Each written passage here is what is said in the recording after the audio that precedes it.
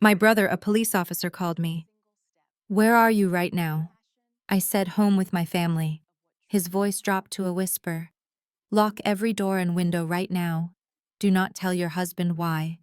I asked, "What is wrong?" "We just got a terrifying call about your husband. We are on our way." Just then I heard my daughter say, "Mommy, why is Daddy holding a knife in the garage?" I am Tiana, 34 years old, and until 10 minutes ago, I thought I was the luckiest woman in Atlanta.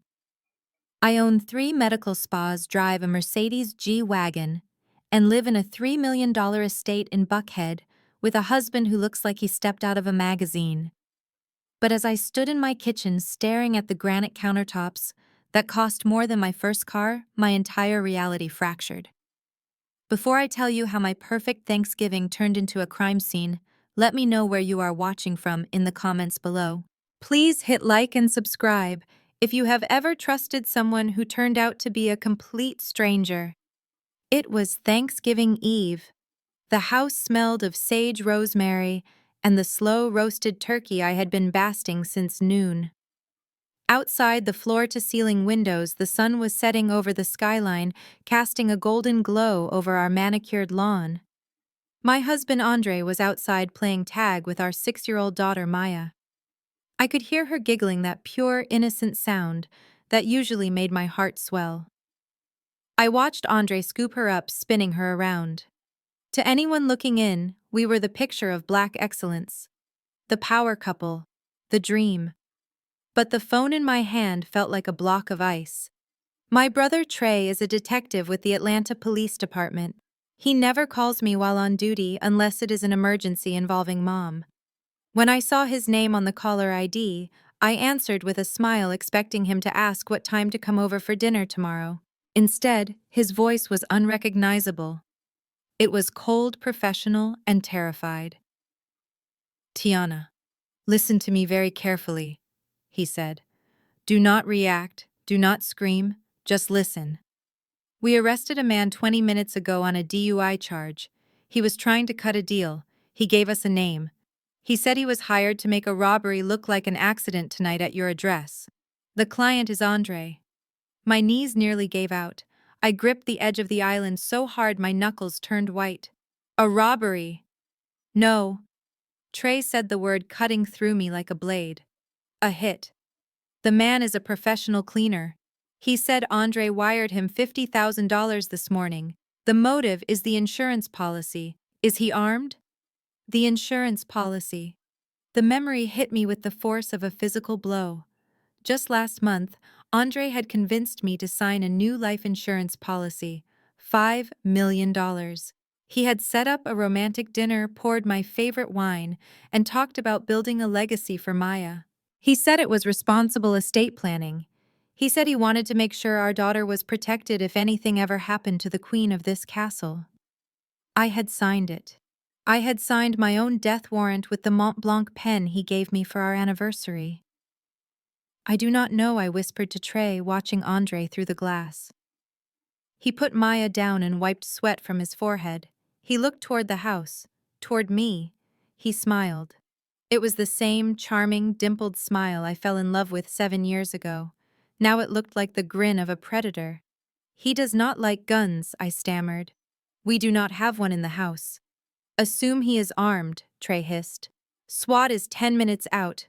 Traffic is a nightmare. You have to buy us time. Act normal. If he senses you know, he might panic and move the timeline up. Do not let him out of your sight. I love you, Tiana. Just breathe. I am coming." The line went dead. I stood there in the silence of my beautiful, expensive kitchen. My heart hammered against my ribs like a trapped bird. Act normal. How could I act normal when I knew the man walking toward the back door had put a price tag on my life?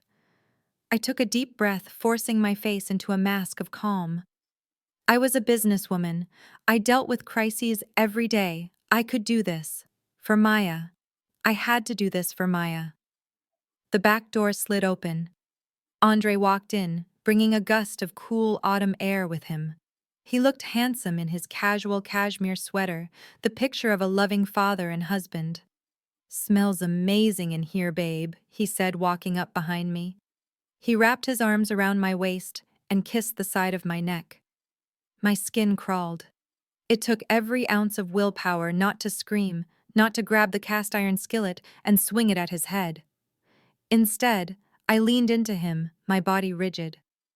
Just finishing the prep, I said, my voice sounding surprisingly steady. "Where is Maya?" "She ran to the garage to get her scooter," he said, letting go of me to open the refrigerator. He grabbed a bottle of water. His hands were steady. How could his hands be steady? He was planning to watch me die tonight. I watched him take a sip, his Adam's apple bobbing. He looked around the kitchen, his eyes scanning the counters, looking for something. "What are you looking for?" I asked, wiping my wet hands on a towel. "Nothing," he said too quickly. "Just checking if you need help carving." I told him the turkey was not ready yet. He nodded, but his eyes kept darting back to the wooden knife block on the counter. I followed his gaze. The slot for the large chef's knife was empty. My breath caught in my throat. I had used that knife 10 minutes ago to chop vegetables. I had washed it and left it on the drying rack. I looked at the drying rack. It was empty. The knife was gone. Panic began to rise in my chest, hot and suffocating. Andre was still smiling, but there was a tightness around his eyes I had never noticed before. Or maybe it had always been there and I was just too blind to see it. He was not just a failing entrepreneur living off my money. He was a monster. And he was armed. "Why don't you go check on Maya?" I suggested, trying to get him out of the kitchen so I could find a weapon. Anything. A fork, a heavy vase. He shook his head. "She is fine. She knows not to go into the street. I want to be here with you. We should toast. To us. To family." He reached for the wine bottle on the counter. "The same wine we drank the night I signed the policy." "I need to use the restroom," I said, taking a step toward the hallway. He stepped in front of me, blocking my path. His smile did not reach his eyes anymore. "In a minute, babe. Have a drink with me first. You look tense. Are you okay?" "You seem shaking." "I am fine." I lied, just tired. I tried to step around him, but he moved with me, mirroring my steps. It was subtle, but it was aggressive. He was corralling me, keeping me in the kitchen, keeping me away from the front door. The realization chilled me to the bone. He was not waiting for the hitman. He was going to do it himself. The hitman was the backup plan, or maybe the hitman was just supposed to clean up the mess. "Just one drink, Tiana," he said, his voice dropping an octave. It sounded like a command. He poured the wine, his back to me. I saw his hand hover over my glass for a second too long. A small, quick movement. Did he drop something in it? A sedative, poison? He turned around and held the glass out to me. The dark red liquid swirled in the crystal. "Drink up," he said softly. "It will help you relax." I reached for the glass, my hand trembling uncontrollably now. I could hear sirens in the far distance, faint wails carried on the wind. Were they for me? Were they close enough? I took the glass. Andre watched me intently, his gaze fixed on my lips. I raised the glass, pretending to take a sip, but kept my lips pressed tight. I murmured, lowering the glass. "Delicious." He relaxed slightly. "Good," he said. "Now about that garage. I need to show you something. I think the water heater is leaking again. Can you come take a look?" The garage, soundproof, isolated, no windows. If I went into that garage, I was never coming out. "No," I said, stepping back. "Not now. I have to check the turkey." Andre set his glass down. The mask slipped completely. His face hardened into something unrecognizable. "Tiana, come to the garage. Now." He took a step toward me. At that moment, the back door slid open again. Maya ran in, her little face flushed from playing. She looked from me to Andre, sensing the tension in the room. "Mommy," she asked, her voice trembling. I rushed to her, putting myself between her and Andre. "What is it, baby?" She pointed toward the garage door, her eyes wide with confusion and fear. "Mommy, why was Daddy talking to himself in the garage, and why was he holding the big knife? He said he has to do it fast." Silence descended on the kitchen, heavy, suffocating, deadly. I looked at Andre. He was not looking at me anymore. He was looking at the garage door, knowing his cover was blown. He looked back at me, and this time there was no love, no pretense, no mask. Only pure, unadulterated hatred. "You should have just drank the wine, Tiana," he whispered. He reached behind his back. The sirens were getting louder, but they were not here yet. And Andre was. And he had the knife. Andre stepped fully into the kitchen, the sliding glass door clicking shut behind him. The sound echoed like a gunshot in the silent room. He was sweating small beads of perspiration gathering on his forehead, despite the cool autumn evening. His right hand remained tucked behind his back, hidden in the folds of his cashmere sweater. I knew what was in that hand. My favorite chef knife, the one I used to carve Sunday roasts, the one I had sharpened just last week. "Oh, this old thing," Andre said, noticing my gaze fixed on his hidden arm. He laughed, but the sound was hollow, lacking its usual warmth. "I was just checking the pipes in the garage sink. I thought I needed something to pry the valve open, but it turns out I did not." He slowly brought his hand forward. It was empty. My heart skipped a beat. He had tucked the knife into the back of his waistband. I could see the slight bulge under his sweater. He was not just holding it anymore. He was concealing it.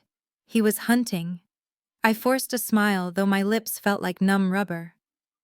"Well, dinner is almost ready," I said, my voice sounding thin and brittle. "Why do you not go wash up Maya and I will set the table?" "No," Andre said quickly, stepping between me and the hallway. Too quickly. He moved with a predator's agility, cutting off my escape route. "I want us to stay here, together. It is Thanksgiving Eve, Tiana. Families should be together, every second." He walked over to the island where I had left the glass of wine he poured. The red liquid shimmered under the recessed lighting. He picked it up and held it out to me again. "You did not finish your drink, babe. You need to relax. You are vibrating." I looked at the glass. Then I looked at him. His eyes were wide, manic, pleading with me to take the poison so he would not have to use the knife. It was a sick kind of mercy. He wanted me to fall asleep so he could stage the accident without a struggle. If I refused, things would get violent. And Maya was standing right there, clutching her teddy bear, watching us with confused, fearful eyes. I took the glass. The crystal felt heavy in my hand. I brought it to my lips. The smell of the Pinot Noir was overpowered by the metallic scent of my own terror. I tilted the glass, letting the liquid touch my lips, but I kept my teeth clenched shut. I mimed a large swallow, letting my throat bob, then lowered the glass. "Better?" Andre asked, watching me intently. "Much better," I lied. I pretended to cough, bringing a thick cloth napkin to my mouth to wipe my lips. In that split second, I spit the small amount of liquid that had passed my lips into the fabric. I folded the napkin quickly and shoved it into my pocket. "Daddy, I am hungry," Maya whined, pulling on Andre's pant leg. "Can we eat now?" Andre looked down at her. For a second I saw a flicker of hesitation, a ghost of the father he used to be. But then he looked at the clock on the microwave. The deadline was approaching. The hitman had failed, so now he was on a schedule. "Soon, princess," he said, patting her head. "But first, Mommy and Daddy need to go check the fuse box in the basement. The lights have been flickering." "No," I said, my voice sharp. The basement was a death trap. Soundproof, concrete floor, no windows. If he got me down there, I was never coming up. "We are not going to the basement, Andre. The lights are fine. I am taking Maya upstairs to wash her hands." I grabbed Maya's hand, gripping it tight enough that she yelped. "Come on, baby." I moved to push past him, but he grabbed my arm. His fingers dug into my bicep, painful and bruising. The pretense was fading. The mask was slipping off completely. "I said we stay together." He hissed, his face inches from mine. I could smell the stale coffee and fear on his breath. "Why are you making this difficult, Tiana? Why do you always have to be so difficult?" "Let go of me," I said, looking him dead in the eye. I channeled every ounce of authority I had built as a CEO. I was not a victim. I was Tiana Brooks and I was not going to die in my own kitchen. He hesitated. In that moment of standoff, my phone buzzed in my pocket. Once, twice. The vibration felt like a lifeline. Andre's eyes darted to my pocket. "Who is that?" he demanded. "Is that your brother?" "It is work." I lied. "Just a client." "Give it to me," he ordered, reaching for my pocket. Suddenly, the house plunged into darkness. The hum of the refrigerator died. The lights overhead vanished. The only illumination came from the moonlight filtering through the large windows, casting long skeletal shadows across the room. Andre had not cut the power. Someone else had. Or maybe he had set a timer on the breaker box. It did not matter.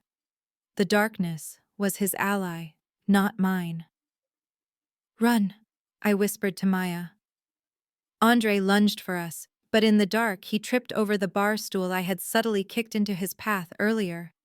He crashed to the floor with a heavy thud and a curse that made my blood run cold. I scooped Maya up into my arms, ignoring the burning in my muscles, and sprinted for the stairs. I did not look back. I could hear Andre scrambling to his feet. I heard the distinct metallic slide of a knife being pulled from a waistband. "Tiana," he roared. His voice was not human anymore. It was a demonic growl. "You cannot run from me. This is my house." I flew up the stairs, taking them two at a time. My breath came in ragged gasps. Maya was crying now, a high-pitched sound of pure terror. "Shh, baby, shh," I whispered, pressing her head into my shoulder. I reached the landing and turned left toward the master bedroom. It was the only room with a solid oak door and a heavy-duty lock. I slammed the bedroom door behind us and twisted the deadbolt, but I knew it would not hold him for long. He was a big man, and he was fueled by desperation and adrenaline. I ran to the walk-in closet, my sanctuary. Rows of designer shoes and handbags lined the walls, symbols of the success Andre despised. I pushed aside the rack of winter coats and pulled open the hidden panel behind the full-length mirror. It was not a true panic room, just a reinforced storage space for my jewelry and cash, but it was the safest place I had. I shoved Maya inside. She was shaking so hard her teeth chattered. "Mommy is... Daddy a monster?" she asked, her voice small and broken. I looked at her, my heart breaking into a million pieces. In that moment, I realized the man I married was dead. The thing chasing us was just a shell filled with greed and malice. "Stay here," I whispered. "Do not make a sound. No matter what you hear, do not scream." I climbed in beside her and pulled the mirror panel shut, just as the bedroom door exploded inward. Bam! Bam! Bam! He was throwing his body weight against the door. I heard the wood splinter. Then silence. Heavy footsteps entered the room. They were slow, deliberate, the footsteps of a man who knew his prey was trapped. "I know you are in here," Tiana, Andre called out. His voice was calm now, terrifyingly calm. It echoed off the walls of the bedroom. "Come on out, babe. Let's talk about the policy. Let's talk about how much you are worth to me." I held my breath, clutching Maya to my chest, praying that the police sirens I heard in my head were actually real. I checked my phone. No signal. The closet walls were too thick. We were alone, trapped in the dark with a madman. And then I heard the sound that stopped my heart completely. The keypad beep of the main closet door. Andre knew the code. Of course he knew the code. I had given it to him for his birthday so he could borrow my watch. The lock clicked. The door handle turned. "Ready or not, here I come," he whispered. The wooden slats of the closet door splintered inward with a deafening crack. I screamed, shielding Maya's body with my own, pressing her face into the silk of my blouse so she would not see the monster standing in the threshold. The darkness of the bedroom was sliced open by the hallway light, illuminating Andre's silhouette. He was not holding the kitchen knife anymore. In his right hand, steady and lethal, was a black Glock 9mm pistol. My mind raced, trying to process the shift in reality. We did not own a gun. I hated them. I had refused to let one in the house for 10 years. But as he stepped over the broken wood, kicking aside a pair of my designer heels, I realized how naive I had been. The man who had forged my signature on a $5 million insurance policy would certainly not hesitate to buy an illegal weapon. He had been planning this for months, maybe years. The knife was just for show. This was the endgame. Please, I begged, my voice cracking. Andre, please. Maya is right here. Do not do this in front of our daughter. Andre looked down at us, his face a mask of cold indifference. He raised the gun, aiming it directly at the center of my forehead. The barrel looked like a tunnel into the abyss. It is better this way, Tiana, he said, his voice terrifyingly calm. No loose ends. The intruder panicked. It was a tragedy. A robbery gone wrong. I will be the grieving father. I will take good care of the money. I promise. He pulled the hammer back. The click echoed in the small space like a thunderclap. I squeezed my eyes shut, whispering a final prayer, tightening my grip on my daughter. I waited for the flash. I waited for the end. Crash! The floor-to-ceiling window on the far side of the bedroom exploded inward. Shards of glass sprayed across the room like diamonds. Police, drop the weapon. Drop it now. Red laser dots danced across Andre's chest and face. Men in tactical gear swarmed through the shattered window, their boots crunching on the glass. The room was suddenly filled with blinding light and the roar of shouting voices. I opened my eyes, gasping for air, expecting to see Andre on the ground, handcuffed, defeated. I expected to see the fear of God in his eyes. But I had underestimated him. I had severely underestimated the depth of his evil. In the split second it took for the SWAT team to clear the glass, Andre did the unthinkable. He dropped the gun. He did not just drop it, he tossed it toward me. It slid across the carpet and stopped inches from my knee. Then he threw his hands up in the air and collapsed to his knees, letting out a wail of pure, agonizing despair. Do not shoot. Oh God, please do not shoot. Help me. He was crying. Actual tears were streaming down his face. His body shook with sobbing. She has a gun. She is having an episode. Please do not hurt my wife. She does not know what she is doing. The lead SWAT officer paused, his rifle still trained on Andre, but confusion flickered in his eyes. He looked at Andre kneeling and weeping, then at me huddled in the closet with a gun at my feet. Secure the weapon, the officer shouted. Two officers rushed toward me. One kicked the gun away while the other grabbed my arm, yanking me up from the floor. No, I screamed, trying to pull away to reach for Maya. He was going to kill us. He is the one. He had the gun. Get her out of there, Andre yelled, pointing a shaking finger at me. He turned his face toward the light, and that was when I saw it. Deep, bleeding scratches ran down his left cheek and neck. Fresh blood oozed from the wounds. Look what she did to me. She attacked me while I was sleeping. She thinks I am a demon. Please just get my daughter away from her. I stared at him in horror. I had never touched him. I had never laid a finger on him. He had scratched himself. In those few seconds of darkness before he broke the door down, or maybe right when the window shattered, he had clawed his own face to frame me. That is a lie, I shrieked, struggling against the officer's grip. He is lying. Ask my daughter Maya, tell them. But Maya was curled into a ball in the corner of the closet, traumatized into silence, her hands covering her ears. She was catatonic with fear. Suddenly, a familiar figure burst through the bedroom door. It was Trey, my brother. He was not wearing tactical gear, just his detective badge on his belt and his service weapon drawn. He saw me being restrained by a SWAT officer. He saw Andre on his knees playing the victim. Trey did not ask questions. He knew. He saw the gun on the floor and the look in my eyes. With a roar of rage, he holstered his weapon and launched himself at Andre. You son of a bitch, Trey screamed. He tackled Andre to the ground, driving his fist into Andre's jaw. Andre's head snapped back, blood spraying from his lip. Trey, stop! The SWAT leader shouted. Detective, stand down! Two other officers grabbed Trey, hauling him off Andre. Trey struggled, his eyes wild with fury. He tried to kill her. He hired a hitman. I have the intel, Trey yelled, pointing at Andre, who was now curled up on the carpet, spitting blood and whimpering. Officer, please, Andre gasped, looking up at the SWAT leader with wide, innocent eyes. That is her brother. He is in on it. They have been planning this. They want my money. Look at him. He is attacking a victim. The room fell silent. The accusation hung in the air, heavy and poisonous. The SWAT leader looked at Trey, then at Andre. He saw a detective assaulting an unarmed man who was bleeding and crying. He saw a hysterical woman who had been found near a gun. The narrative was shifting right before my eyes, twisting into something unrecognizable. Detective Brooks, step outside, the SWAT leader commanded, his voice cold. Now, or I will have you arrested for assault. But you do not understand. Trey pleaded, though he stopped struggling. The call we got. The informant.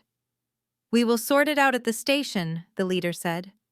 Right now, this looks like a domestic dispute gone sideways and you are too involved. Step outside. Trey looked at me, agony in his eyes.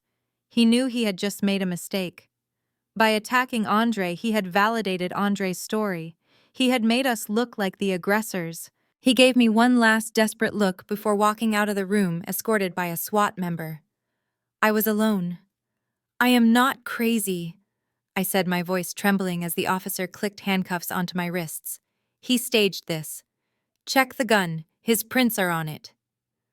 We will check everything, ma'am, the officer said, but his tone was patronizing. Just calm down. My poor wife, Andre, sobbed from the floor as a paramedic began attending to his self-inflicted scratches. I tried to get her help. I told her she needed to see her therapist. She stopped taking her medication weeks ago. Medication, I snapped. I do not take medication. I have never taken medication in my life. Andre looked at the officer with a sad, pitying expression.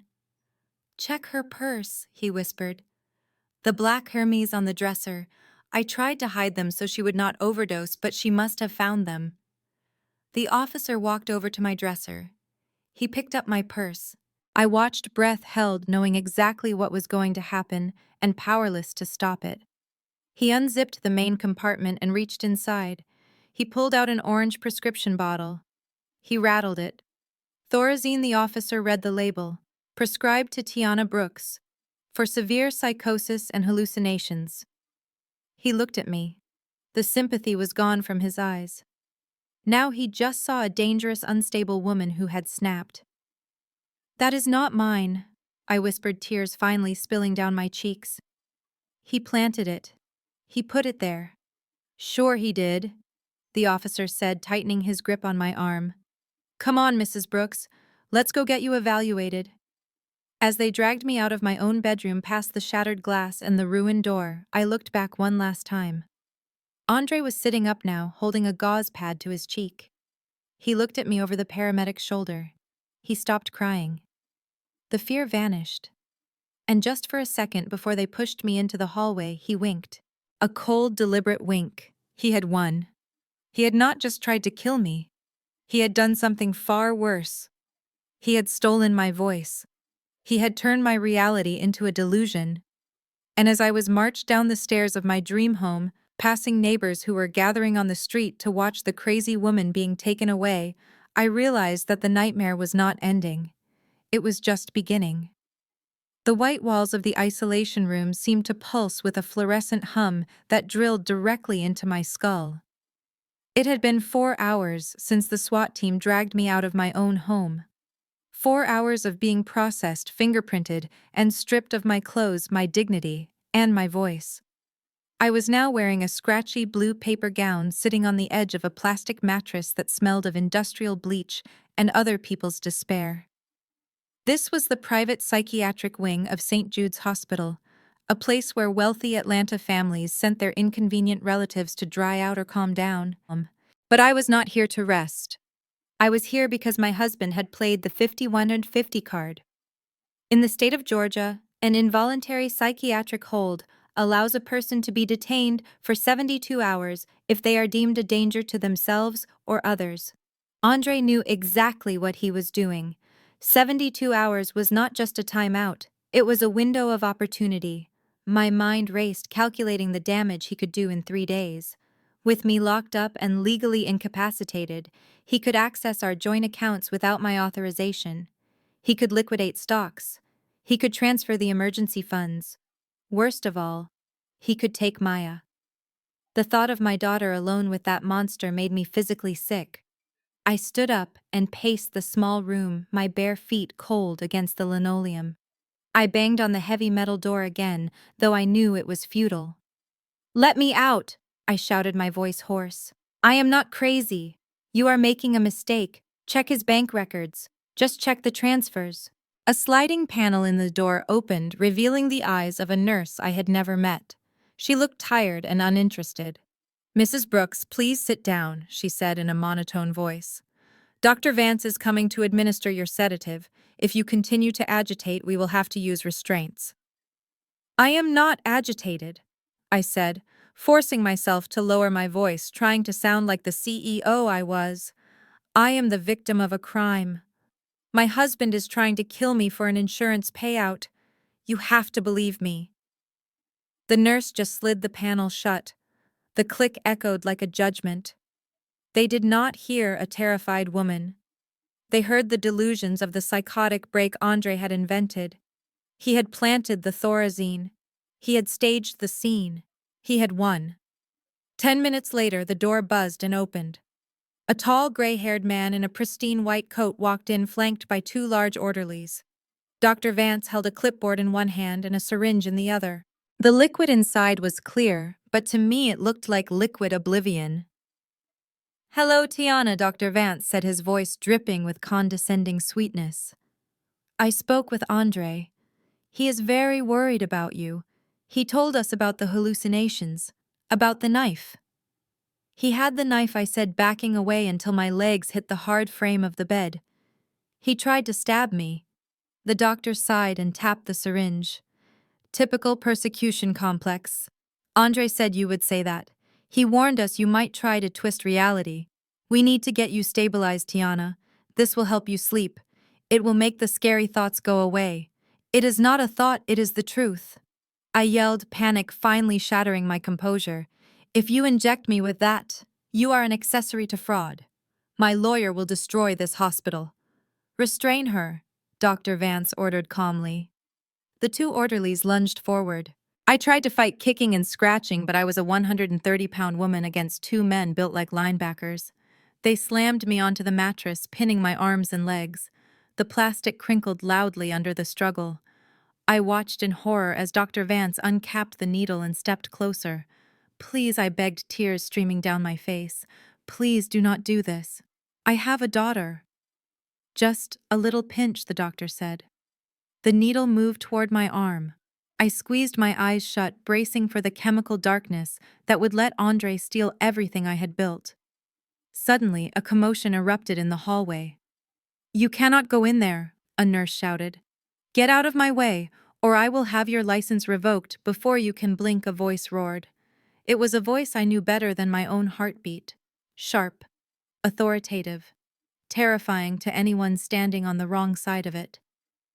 "Jessica." The door to my isolation room flew open, banging against the wall with a deafening crash. "Doctor." Vance jumped, nearly dropping the syringe. "Step away from my client," Jessica barked. She stood in the doorway like an avenging angel in a tailored Yves Saint Laurent suit. She held a stack of legal documents in one hand and her phone in the other, recording everything. "Who are you?" Dr. Vance demanded, trying to regain his composure. "This is a restricted area. I am Jessica Brooks, attorney at law, and I have a writ of habeas corpus signed by Judge Miller 5 minutes ago," she announced, striding into the room. She slapped the papers onto the doctor's chest. "You are holding Tiana Brooks illegally. The police report filed by her brother, Detective Trey Brooks, indicates that the firearm found at the scene has been flagged as evidence in an attempted murder investigation where Tiana is the victim, not the perpetrator." "That is not what the admitting paperwork says," the doctor stammered, looking from the papers to the furious woman in front of him. "I do not care what the paperwork says," Jessica hissed, stepping into his personal space. If you stick that needle in her arm, I will sue you personally for medical malpractice, assault, and battery. I will own this hospital and I will own the house you live in. Release her. Now." The doctor looked at the orderlies. They looked at Jessica, then slowly released my arms and backed away. They knew a shark when they saw one. Dr. Vance read the court order, his face paling. He capped the needle and put it in his pocket. "Fine. But this is against medical advice. If she hurts someone, it is on you. Get your things," Tiana, Jessica said to me, her voice softening instantly. "We are leaving." I scrambled off the bed, my legs shaking so hard I could barely stand. Jessica wrapped her arm around me, supporting my weight. She walked me out of that room, past the staring nurses, past the security guards who stepped aside as if we were royalty. We did not stop until we were in the back of her black SUV, the heavy doors locking out the world. "Trey is meeting us at the safe house," Jessica said, handing me a bottle of water. She looked at me, her blue eyes filled with fierce loyalty. "I am sorry it took me so long." Judge Miller was on the golf course. I had to drive a golf cart onto the green to get him to sign the order. I laughed, a choked, hysterical sound. "Thank you," I whispered. "You saved my life." "Do not thank me yet," she said grimly. "We have a bigger problem." She reached into her purse and pulled out my phone, which the police had surrendered to her, along with my personal effects. "You need to see this," she said. "Do not scream." I took the phone. The screen was lit up with notifications. Hundreds of them. Text messages, missed calls, Instagram tags. But the one that dominated the screen was a Facebook Live notification. "Andre Brooks is live, my truth." My stomach dropped to the floor. I tapped the notification. The video filled the screen. Andre was sitting in our living room, the beautiful living room I had decorated. He was wearing a bandage on his cheek where he had scratched himself. His eyes were red and puffy. He looked broken. He looked like the victim. "Hey everyone," Andre said to the camera, his voice trembling. "I did not want to do this. I really didn't. But the rumors are getting out of control and I need to protect my family." He wiped a fake tear. "Tiana, my beautiful wife. She has been struggling. Postpartum depression is real, guys. We tried to keep it private. We tried to get her help. But tonight she snapped. She tried to hurt me. She tried to hurt our daughter." I gasped, covering my mouth. He was not just lying to the police, he was lying to the world. The comments on the side of the video were scrolling by so fast I could barely read them. "Stay strong, Andre. Praying for you, brother." I always knew she was stuck up. Crazy woman. "Hope she never sees that kid again." "He is destroying me," I whispered, watching as the viewer count ticked up to 5,000 people. My clients, my employees, my friends, they are all watching this. Andre continued looking directly into the lens. "The police took her away for help, but her family, they are powerful. They have lawyers. They might try to get her out. I am scared, guys. I am scared she is going to come back and finish what she started. I just want my wife back. The Tiana I married. Not this monster." He buried his face in his hands, sobbing theatrically. "He is good," Jessica said quietly, staring at the road ahead. "He is playing the court of public opinion because he knows he might lose in the court of law. He wants to make sure that even if you are innocent, your reputation is so ruined that you have nothing left to come back to." I stared at the screen, watching the man I had shared a bed with for 7 years assassinate my character in real time. He was isolating me. He was turning my community against me. He was making sure that if I disappeared, people would think it was for the best. But as I watched him fake another sob, something inside me snapped. The fear that had paralyzed me in the hospital room evaporated, replaced by a cold, hard rage. He thought he could shame me into silence. He thought he could use my own life against me. He forgot who I was. I was not just a wife. I was a builder.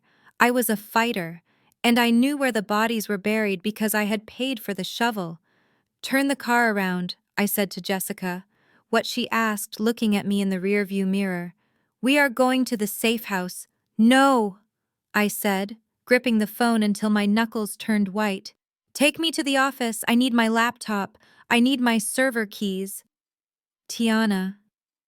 "That is dangerous," Jessica warned. "He wants a war," I said, looking at Andre's lying face on the screen one last time before closing the app. "He wants to talk about finances and secrets." "Fine. Let's show the world what Andre Brooks is really made of." Jessica looked at me for a long moment, then a slow, sharp smile spread across her face. "Buckle up," she said, spinning the steering wheel. "We are going to the office." The hospital was a prison of walls, but the world Andre had created online was a prison of lies. I had escaped the first one. Now I was going to burn the second one to the ground. The house stood silent against the night sky, a sprawling silhouette of brick and glass that used to represent my American dream. Now, as Trey pulled his unmarked sedan into the driveway, killing the headlights, it looked like a mausoleum. We had 24 hours. That was the loophole Jessica had found. Andre was being held on the illegal firearm charge, but his lawyer was already working on bail. By tomorrow morning he would be back, and if we did not find the evidence to bury him, I would be the one looking over my shoulder for the rest of my life. I unlocked the front door, my hand steady. The fear that had consumed me in the hospital was gone, replaced by a cold, surgical determination. I did not turn on the main lights. We moved through the shadows, guided only by the tactical flashlights Trey had brought. The air inside felt stale, heavy, with the lingering scent of the Thanksgiving dinner that never happened. "Where do we start?" I whispered, the silence of the house feeling oppressive. Trey pulled a folded piece of paper from his pocket. It was the transcript from the interrogation with the hitman's broker. He tapped a highlighted line. The guy said Andre bragged about his stash. He called it the crypt. Said he keeps the keys to his new life in the crypt. The crypt. I frowned. We did not have a basement other than the small utility room, and we had already checked that. We did not have a wine cellar. Andre was not clever enough for metaphors. If he called it a crypt, it was somewhere dark, somewhere enclosed, and somewhere he thought was sacred. "His office," I said, realizing it instantly. "He calls his office the man cave, but it has no windows. He spends hours in there with the door locked, claiming he is working on his startups. It is dark. It is private. It is his sanctuary." We moved to the end of the hallway. The double oak doors to Andre's office were locked, but Trey kicked the mechanism open with a single practice strike. We stepped inside.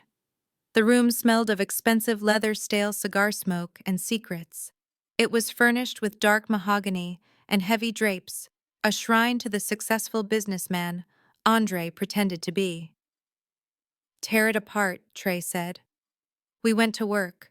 We pulled books off the shelves, checking for hollowed-out centers.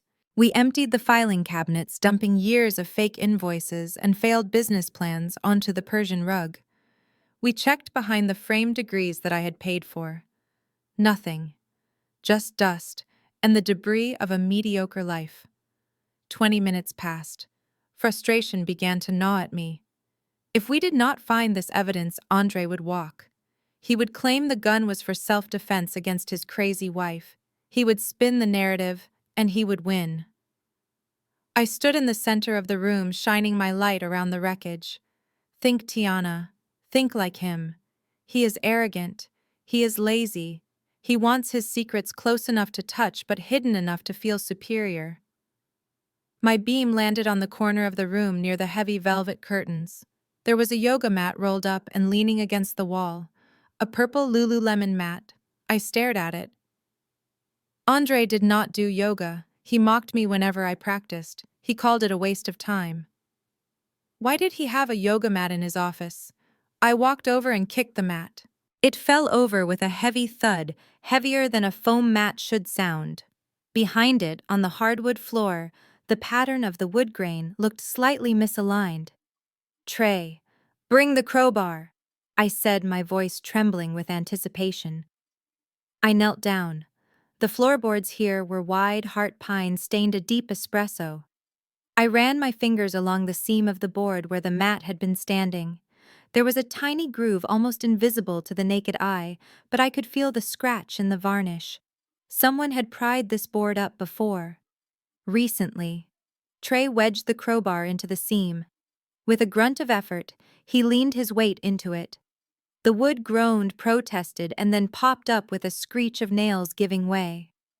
Underneath the floorboard, nestled between the joists and insulation, was a gray metal box. It was cemented into the foundation. A floor safe. The crypt. I knew the code. Of course I knew the code. It was the one date Andre never forgot. Not our anniversary. Not Maya's birthday. It was the day he closed his first seed funding round for his first company. The day he thought he had finally become the big shot he pretended to be. 041215. The keypad beeped. The green light flashed. The lock clicked open. Trey lifted the heavy lid. We both stared down into the box, our flashlights illuminating the betrayal that had been living under my feet. It was not just money, although there was plenty of that. Stacks of $100 bills wrapped in rubber bands likely skimmed from my business accounts over the last 5 years. But the money was just the fuel. The real weapon was the identity. I reached in and pulled out a stack of passports. The photos were all of Andre, but the names were different. Marcus King, David Solis, Julian Thorne. They were high-quality forgeries. Visas for Brazil, Thailand, and Belize were already stamped inside. He was not just planning to kill me, he was planning to erase himself. Dig deeper, Trey said, his voice hard. I reached back into the cold metal box. My hand brushed against something plastic. I pulled out a clear Ziploc bag containing 5 cell phones. Burner phones, cheap disposable androids that could be bought at any gas station. Why does he need 5 phones? I whispered. Trey took the bag from me. He took one of the phones out and powered it on. The screen cracked to life, glowing with a generic background. No password. Check the messages, Trey said. I opened the text app. Empty. I checked the call log. Empty. He was careful. I picked up the second phone. Empty. The third phone. Empty. My hands were shaking. Maybe there was nothing here. Maybe these were just backups. I picked up the fourth phone. It had a piece of red tape on the back. As soon as I powered it on, it buzzed. A notification popped up on the lock screen.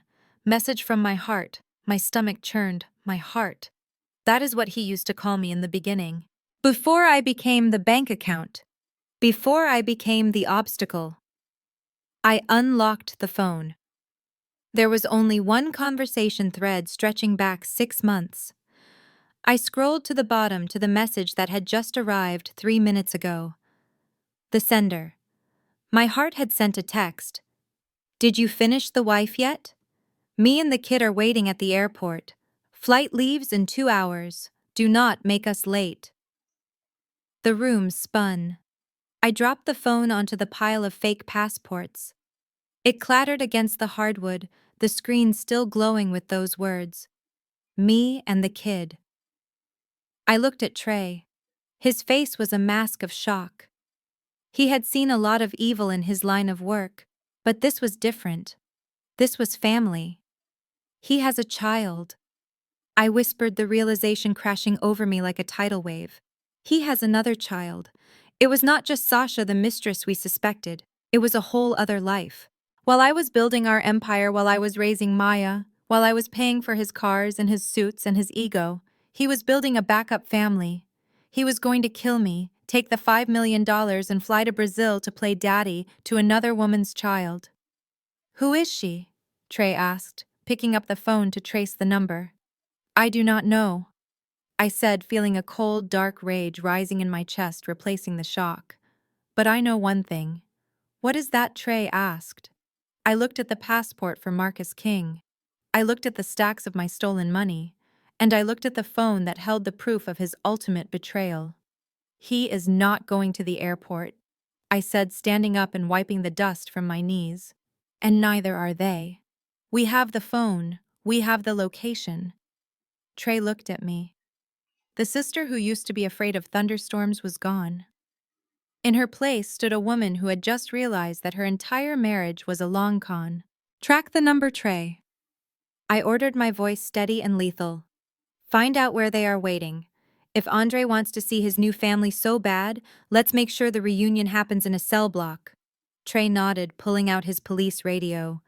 Dispatch. I need a ping on a mobile number immediately. Priority 1. Possible accomplice to attempted murder. As Trey called it in, I looked down at the open safe one last time. The crypt. He was right to call it that. Because tonight, Andre Brooks did not just bury his secrets in here. He buried his freedom. The rain had started to fall by the time Jessica parked her black SUV in the cracked asphalt lot of the Pines apartment complex. It was a stark contrast to the gated community in Buckhead, where I had spent the last 7 years playing house.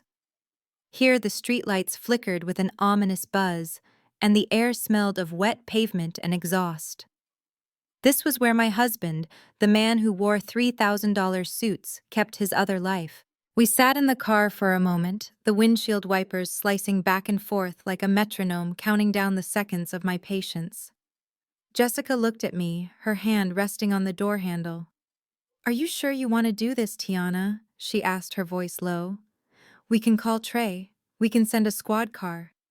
You do not have to look her in the eye." I looked up at the third-floor window where a warm yellow light glowed behind cheap blinds. "I need to see her," I said, my voice colder than the rain outside. "I need to see what he thought was worth killing me for. And more importantly, I need her to know that her ticket to Brazil just got canceled." I stepped out of the car, pulling my trench coat tight against the chill. I was not here to scream. I was not here to pull hair or make a scene like the women in the soap operas Andre used to mock. I was here on a business trip, and the business was survival. We climbed the concrete stairs, the sound of our heels echoing in the open breezeway. Apartment 304. The door was painted a peeling beige, a sad little wreath hanging from a command hook. It looked so normal, so domestic. It made my stomach churn. I knocked. 3 sharp, authoritative raps. Inside I heard footsteps. Light, quick steps. Then the rattle of a chain lock sliding back. The door opened a crack. A face appeared. She was young. Painfully young. Maybe 25. She had soft, curly hair pulled back in a messy bun and was wearing an oversized t-shirt that I recognized. It was Andre's old college football shirt. The one I thought he had lost years ago. "Can I help you?" she asked, her eyes darting from me to Jessica. She did not recognize me. Why would she? To her, I was just a ghost. A hurdle.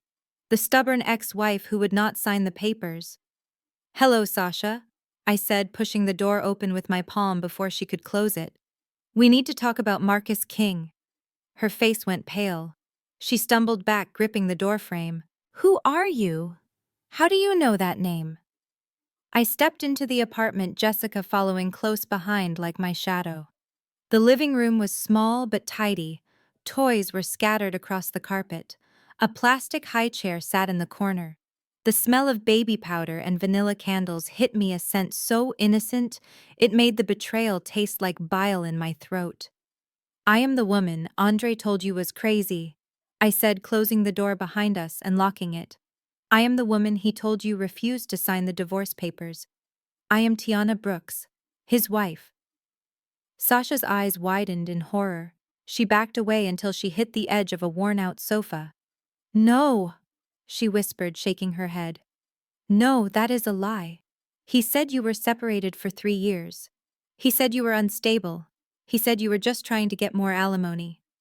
"He says a lot of things," Jessica interjected, her lawyer voice cutting through the air. "Like how his name is Marcus King, or how he is taking you to Brazil tomorrow." Sasha looked at the burner phone in my hand. The same phone we had taken from the safe. The realization hit her slowly, painful inch by inch. "Where is Andre?" she asked, her voice trembling. "He is supposed to be here. He went to get the cash." "He is not coming, Sasha," I said, walking further into the room. I looked around at the photos on the mantel. Andre holding a baby. Andre smiling at Sasha on a Ferris wheel. Andre looking happier in this cramped apartment than he ever looked in our mansion. "He tried to kill me tonight," I stated flatly. Sasha let out a choked laugh, a sound of pure denial. "You are lying. Andre is gentle. He would never hurt anyone. He loves us. He is doing everything for us." I held up the phone. I opened the text message thread, the one labeled "My Heart." Read it. I commanded, shoving the screen toward her face. She recoiled, but her eyes locked onto the glowing text. "Did you finish the wife yet? Me and the kid are waiting at the airport." I watched the color drain from her face. She read it again, and again. Her hands flew to her mouth. He did not mean kill," she stammered, tears welling up in her large brown eyes. "He meant finish the deal. With the lawyers." "Stop it," I snapped. "Stop lying to yourself. You are not stupid, Sasha. You know where the money comes from. You know why he has 5 phones. You know why you are fleeing the country in the middle of the night. Do you really think a man who hires a hitman to murder the mother of his first child is going to be a father of the year to his second?" Sasha sank onto the sofa, burying her face in her hands. A wail rose from the back bedroom. The baby had woken up. The sound pierced through me. I wanted to hate her. I wanted to hate the child. But looking at her shivering in that oversized shirt, I saw myself 7 years ago. Blinded by charm. Desperate for love. Believing every lie because the truth was too painful to bear. "Andre does not love you, Sasha," I said, my voice softening just a fraction. "He does not love me either. He loves the $5 million he was going to get from my life insurance. And once he has that money and once he is safe in Brazil, do you really think he is going to keep around the only witness who can link him to the crime?" Sasha looked up at me, mascara running down her cheeks. "What are you saying?" "I am saying you are a loose end," I told her brutally. "You know about the fake passports. You know about the flight. When the police start looking for him, who do you think he is going to blame? Or worse, when he gets tired of playing house in Rio? What happens to you and your baby then?" She shook her head, sobbing openly now. "He promised. He said we would be a real family. He promised me forever too," I said. "And tonight, he tried to deliver it with a bullet." Jessica stepped forward, handing Sasha a tissue. "The police are looking for him, Sasha. But they are also looking for his accomplice, the person who helped him book the flights, the person who knew about the money." "I did not know about the hits," Sasha cried, panic seizing her. "I swear I just thought we were running away from his debt. He said the loan sharks were after him." "Then prove it," I said. I sat down on the coffee table facing her. I leaned in close. "If you want to save yourself, and if you want to save your baby from growing up in foster care while you rot in prison, you need to give us something. You need to give us the leverage." Sasha looked toward the bedroom where the baby was still crying. She looked back at me. The illusion of her romance had shattered, leaving only the terrified instinct of a mother. "He made me keep a book," she whispered. "A book?" Jessica asked sharply. Sasha nodded, wiping her nose. "He said it was for his startup. He said he could not keep it at his office because of the audit. He made me write down numbers, dates, amounts. He brought bags of cash here every Friday and I had to count it and deposit it into different accounts online. Crypto wallets. Offshore shells." My heart hammered against my ribs. This was it. The money laundering. The paper trail that would prove the motive. "Where is it?" I asked. Sasha stood up on shaky legs. She walked to the kitchen and opened the pantry. She reached into a box of cereal generic cornflakes and pulled out a small black moleskin notebook.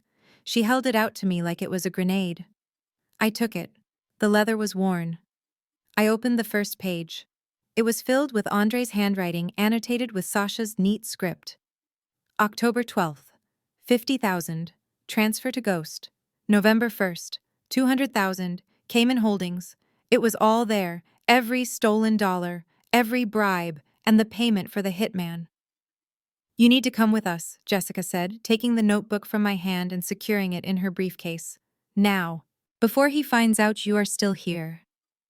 Sasha looked around the apartment, her eyes lingering on the life she thought she was building. He is going to kill me, she whispered. Not if we bury him first, I said, standing up and buttoning my coat. Grab the baby, Sasha. We are going to the police station. As she ran to the bedroom to get the child, I looked around the cheap apartment one last time. Andre had built a castle of lies on a foundation of sand. He thought he could keep his two worlds separate. He thought he could pit two women against each other. But he forgot the most important rule of survival. Never underestimate a woman who has nothing left to lose. I walked to the door and opened it to the rainy night. The wind felt different now. It did not feel like a storm, it felt like a cleansing. We had the evidence, we had the witness. It was time to go hunting. The morning sun hit the pavement outside the Fulton County Jail with a brightness that felt offensive. It had been 24 hours since I watched the police drag my husband away in handcuffs, 24 hours since I stood in a cheap apartment and convinced his mistress to betray him.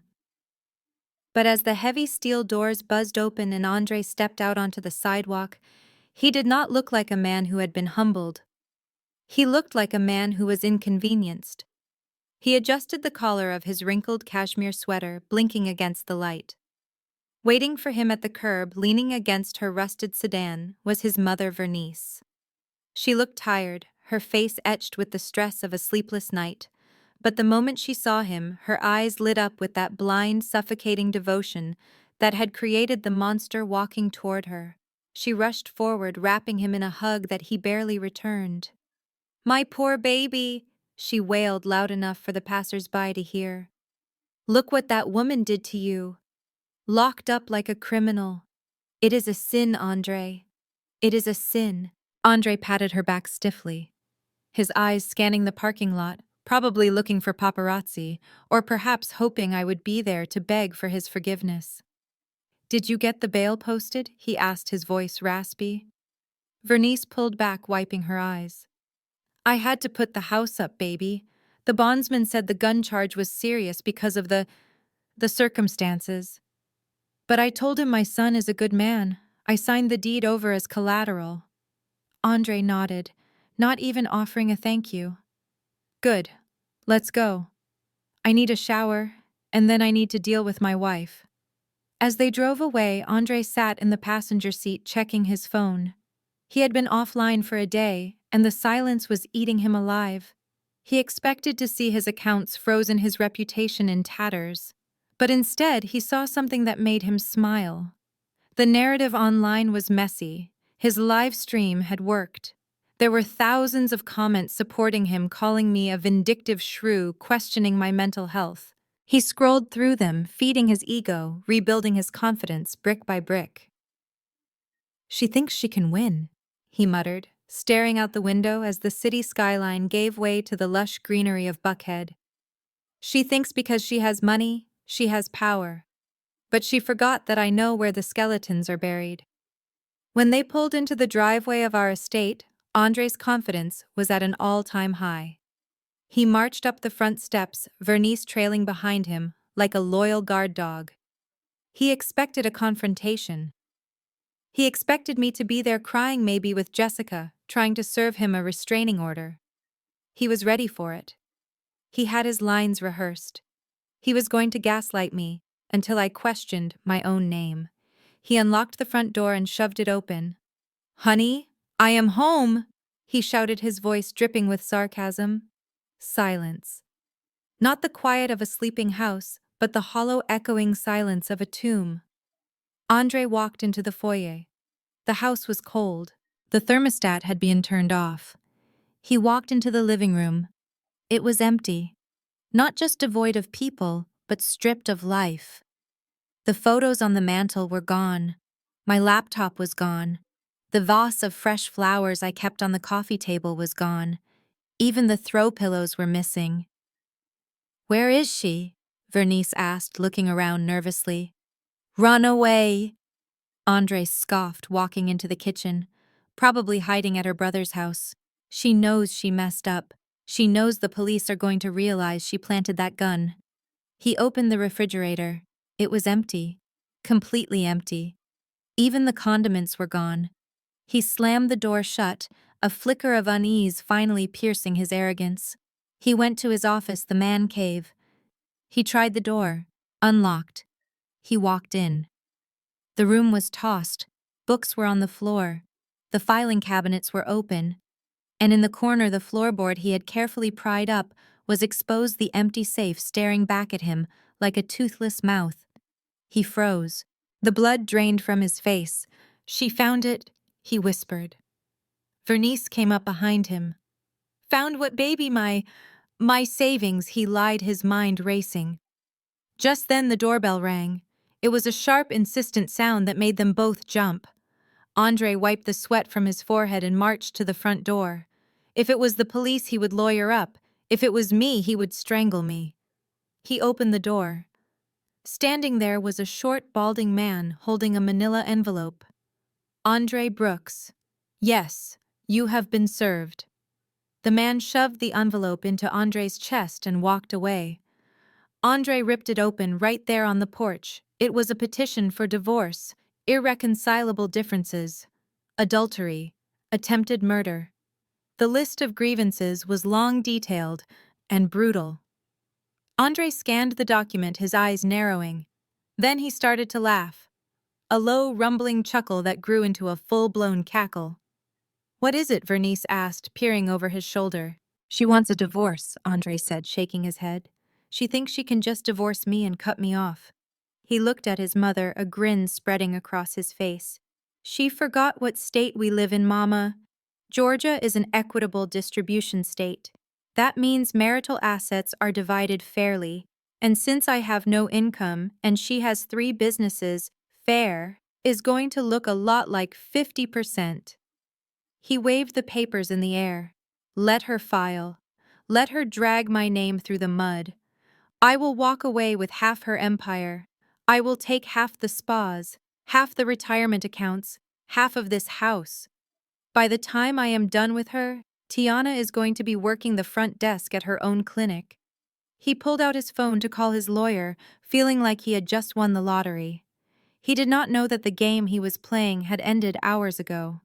He did not know that while he was doing the math on my net worth, I was sitting in a room that made his divorce court fantasies look like child's play. 5 miles away in the heart of downtown Atlanta, the conference room of Jessica's law firm was silent, save for the hum of the air conditioning and the scratching of pens on paper. The room was glass-walled, offering a panoramic view of the city, but no one was looking at the view. I sat at the head of the long mahogany table. I was not wearing the terrified expression of a victim. I was wearing a navy blue power suit, my hair pulled back in a tight bun, my hands clasped on top of the black moleskin notebook we had taken from Sasha's apartment. To my right sat Jessica. To my left sat Trey. And across from us sat 3 people Andre never expected to meet. Special Agent Miller from the FBI, Detective Gomez from the Financial Crimes Unit, and a forensic accountant named Sarah, who looked like she ate tax fraud for breakfast. Agent Miller flipped through the notebook, his face unreadable. He compared the entries in Sasha's ledger with the bank statements Jessica had subpoenaed. "You understand the implications of this?" Mrs. Brooks, Agent Miller asked, looking up at me. "This is not just domestic. This is federal." "I understand," I said, my voice steady. "This ledger details a systematic laundering operation," Miller continued. "He was moving money through shell companies in the Caymans, then funneling it back into crypto wallets. We have traced wire transfers that correspond to the dates in this book, and the payment to the hitman, $50,000 wired to a known associate of the cartel." He closed the book and leaned back. We have enough to arrest him now. Violation of the RICO Act, wire fraud, money laundering, conspiracy to commit capital murder. So why aren't you arresting him, I asked. Because we want the whole network, Detective Gomez interjected. Andre is a middleman. He is arrogant, but he is not smart enough to set up those offshore shells by himself. He has a partner, a facilitator. We see recurring payments to an entity called Omega Consulting. Do you know what that is? I shook my head. I never heard of it. We believe Omega is the key, Gomez said. If we arrest Andre today, Omega goes underground. We need Andre to think he is safe. We need him to think he is fighting a simple divorce case. When he gets desperate for cash, and he will now that you have cut him off, he will reach out to Omega to liquidate his assets. And when he does, Miller finished, we will be listening. Jessica placed a hand on my arm. They want us to play along, Tiana. They want you to proceed with the divorce. Let him think it is just a battle for money. Let him think he has a chance to win half the assets. I looked at the agents. They were asking me to be bait. They were asking me to let the man who tried to kill me walk free, live in my house, and taunt me all so they could catch a bigger fish. If I do this, I said, looking Miller in the eye, if I let him think he is winning, if I let him drag my name through the mud, you have to promise me one thing. Anything, Miller said. I want to be there when the hammer drops, I said. I do not want to hear about it on the news. I want to see his face when he realizes that while he was fighting for 50% of my money, he was losing 100% of his freedom. Miller nodded slowly. We can make that happen. Then we have a deal, I said. I stood up and walked to the window looking out at the city. Somewhere out there, Andre was probably popping a bottle of champagne celebrating his release. He was probably telling his mother that he was going to bleed me dry. He thought he was the hunter. He thought I was the wounded gazelle. He had no idea that he was already in the cage. The door just hadn't locked yet.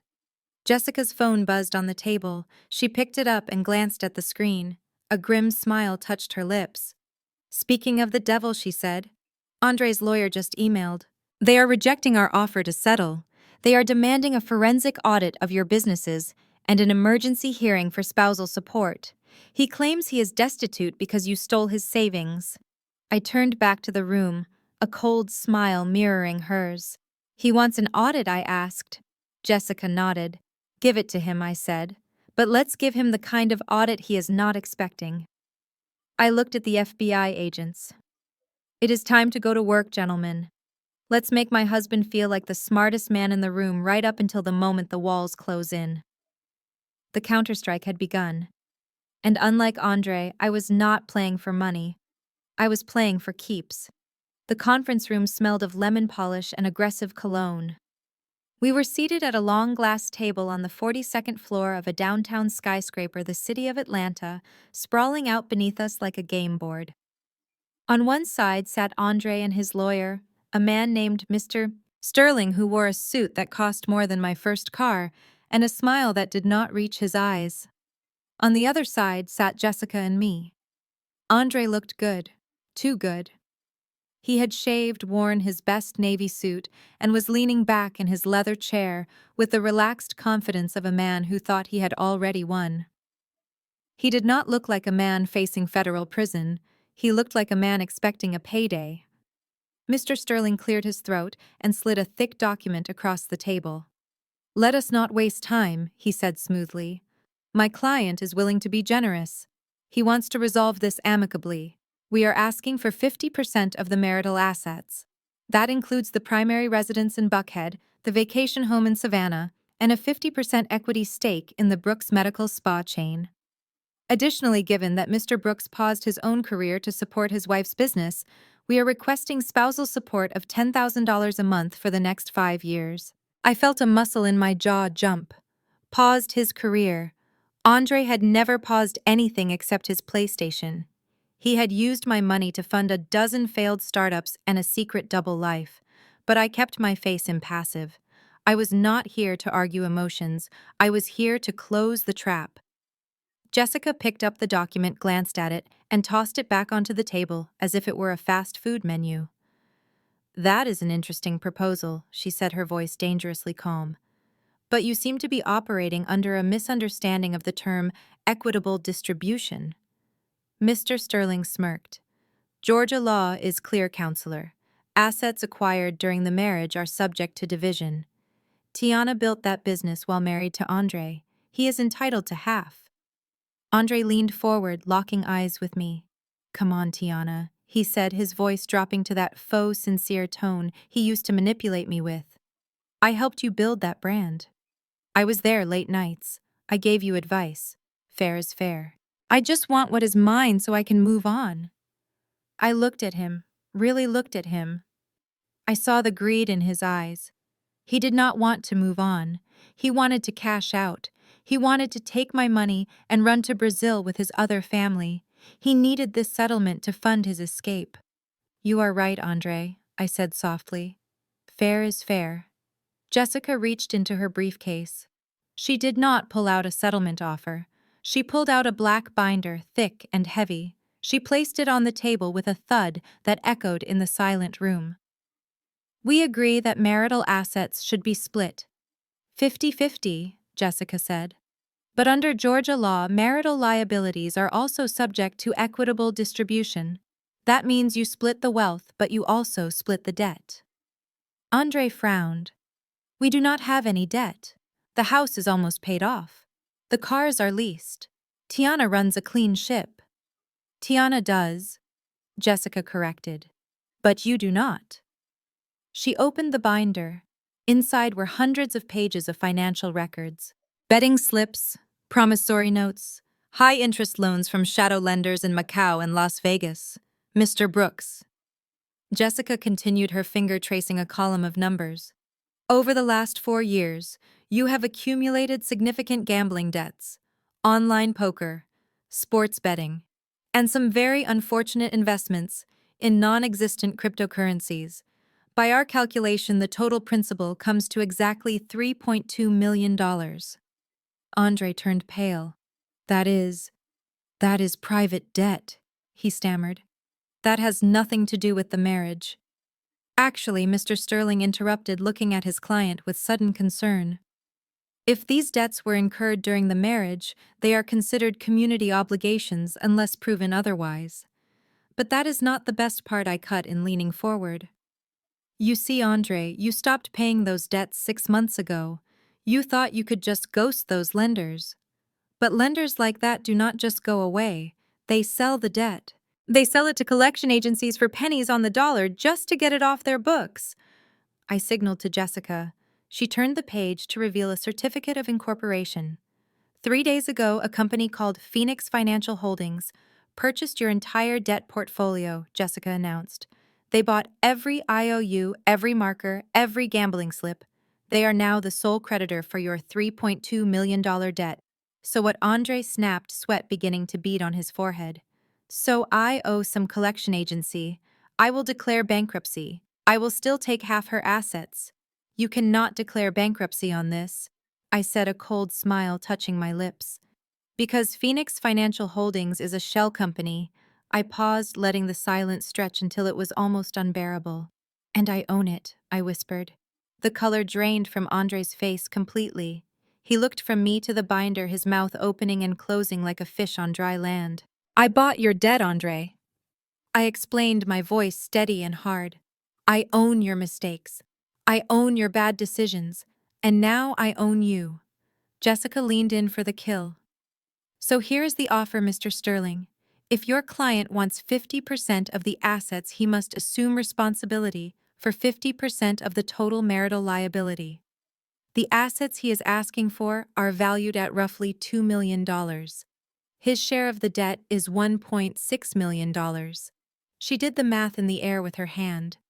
That means if he takes the deal he just proposed, he walks away with $400,000. But since I am assuming he does not have the liquid cash to pay the immediate interest penalties on that debt, which I also now control, we will be garnishing that amount immediately. Meaning I finished, you walk away with nothing. 0. Actually less than 0, because you will still owe me the interest. Andre slammed his hand on the table. You cannot do this. This is a setup. It is business, Andre, I said coolly. You wanted to play the big shot businessman. Welcome to the boardroom. This is how the real game is played. Mr. Sterling looked at the documents, his face pale. He knew they were cornered. He whispered something frantically in Andre's ear, probably telling him to fold, probably telling him to walk away before I decided to foreclose on his life. But Andre was not listening. He was staring at me with pure, unadulterated hatred. He was seeing his escape plan evaporate. No settlement money meant no Brazil. No Brazil meant he had to stay here and face the music. And he knew deep down that the music was about to get very loud. Fine, Andre hissed, standing up so abruptly his chair tipped over. Keep the house. Keep the spas. I do not want your charity. He adjusted his suit jacket, trying to regain some shred of dignity. But I am not signing anything that says I owe you money. I am leaving, and you will be hearing from me. He stormed toward the door.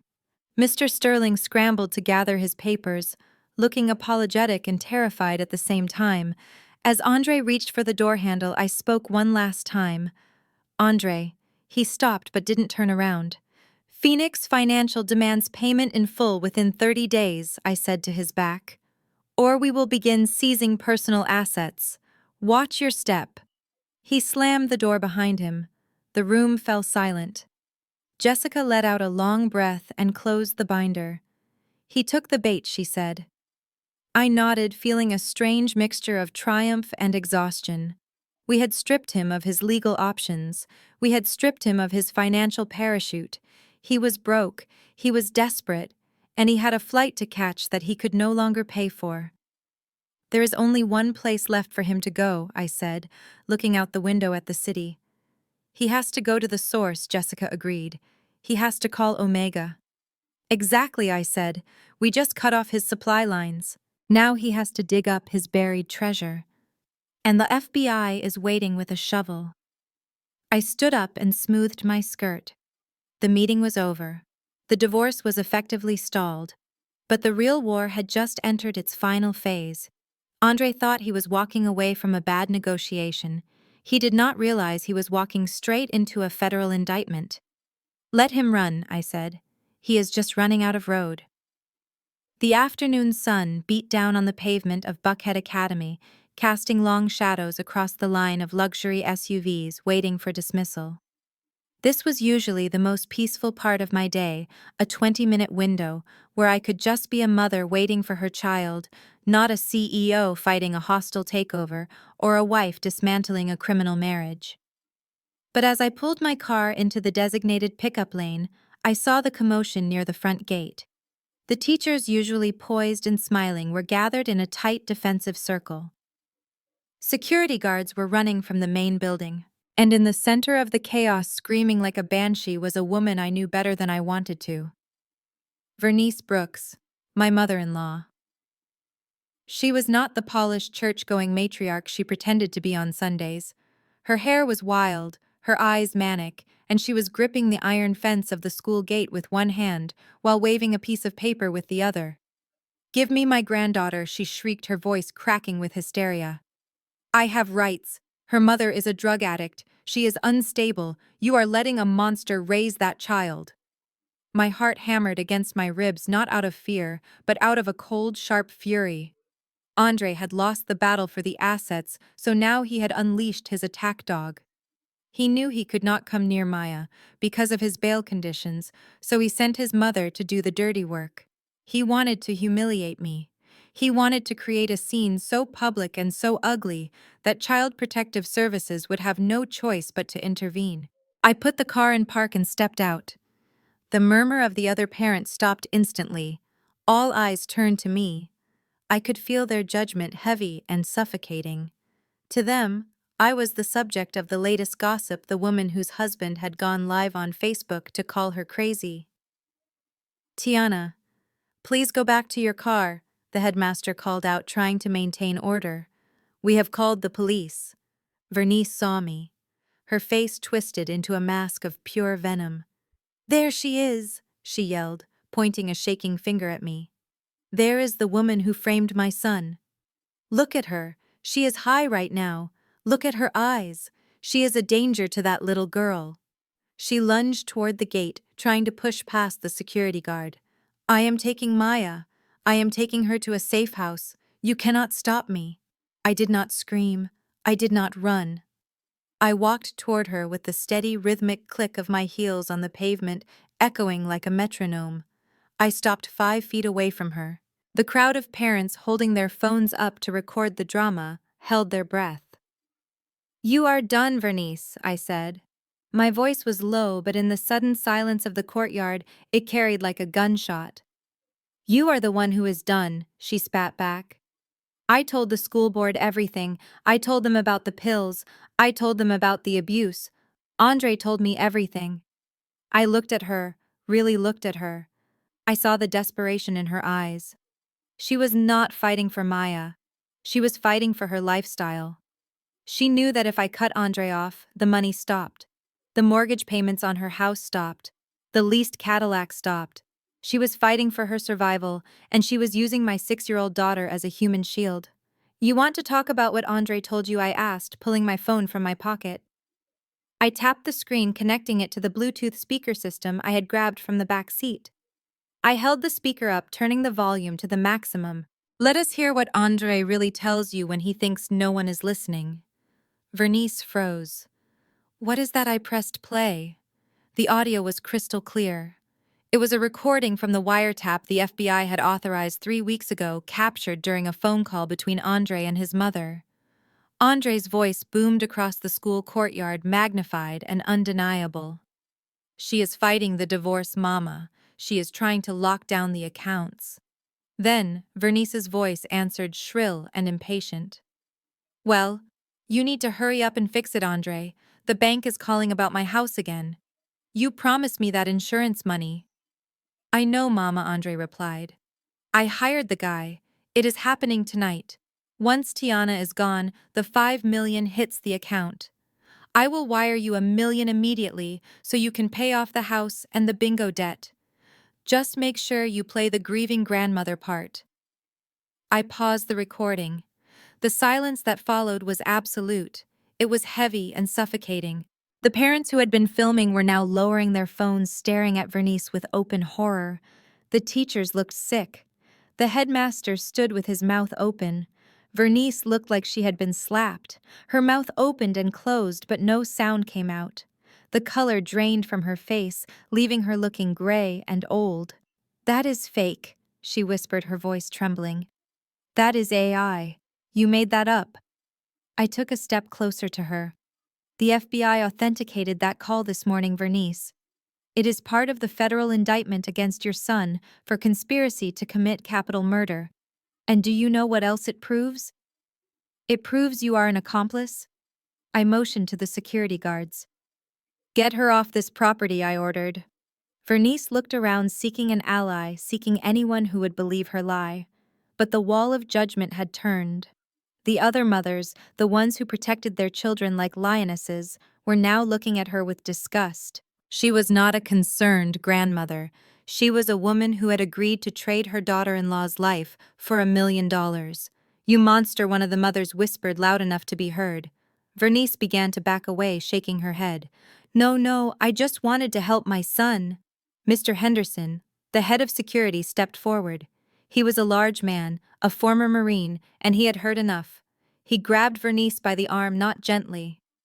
You need to leave, Mrs. Brooks, he said, his voice hard. Now, or I will physically remove you. I am not leaving without my granddaughter. Vernice screamed, trying to pull away. At that moment, the school doors opened. A teacher walked out, holding Maya's hand. Maya looked at the scene, her big brown eyes wide with confusion. She saw her grandmother being dragged away by security. She saw me standing there looking like a statue. Grandma, Maya asked, her voice small.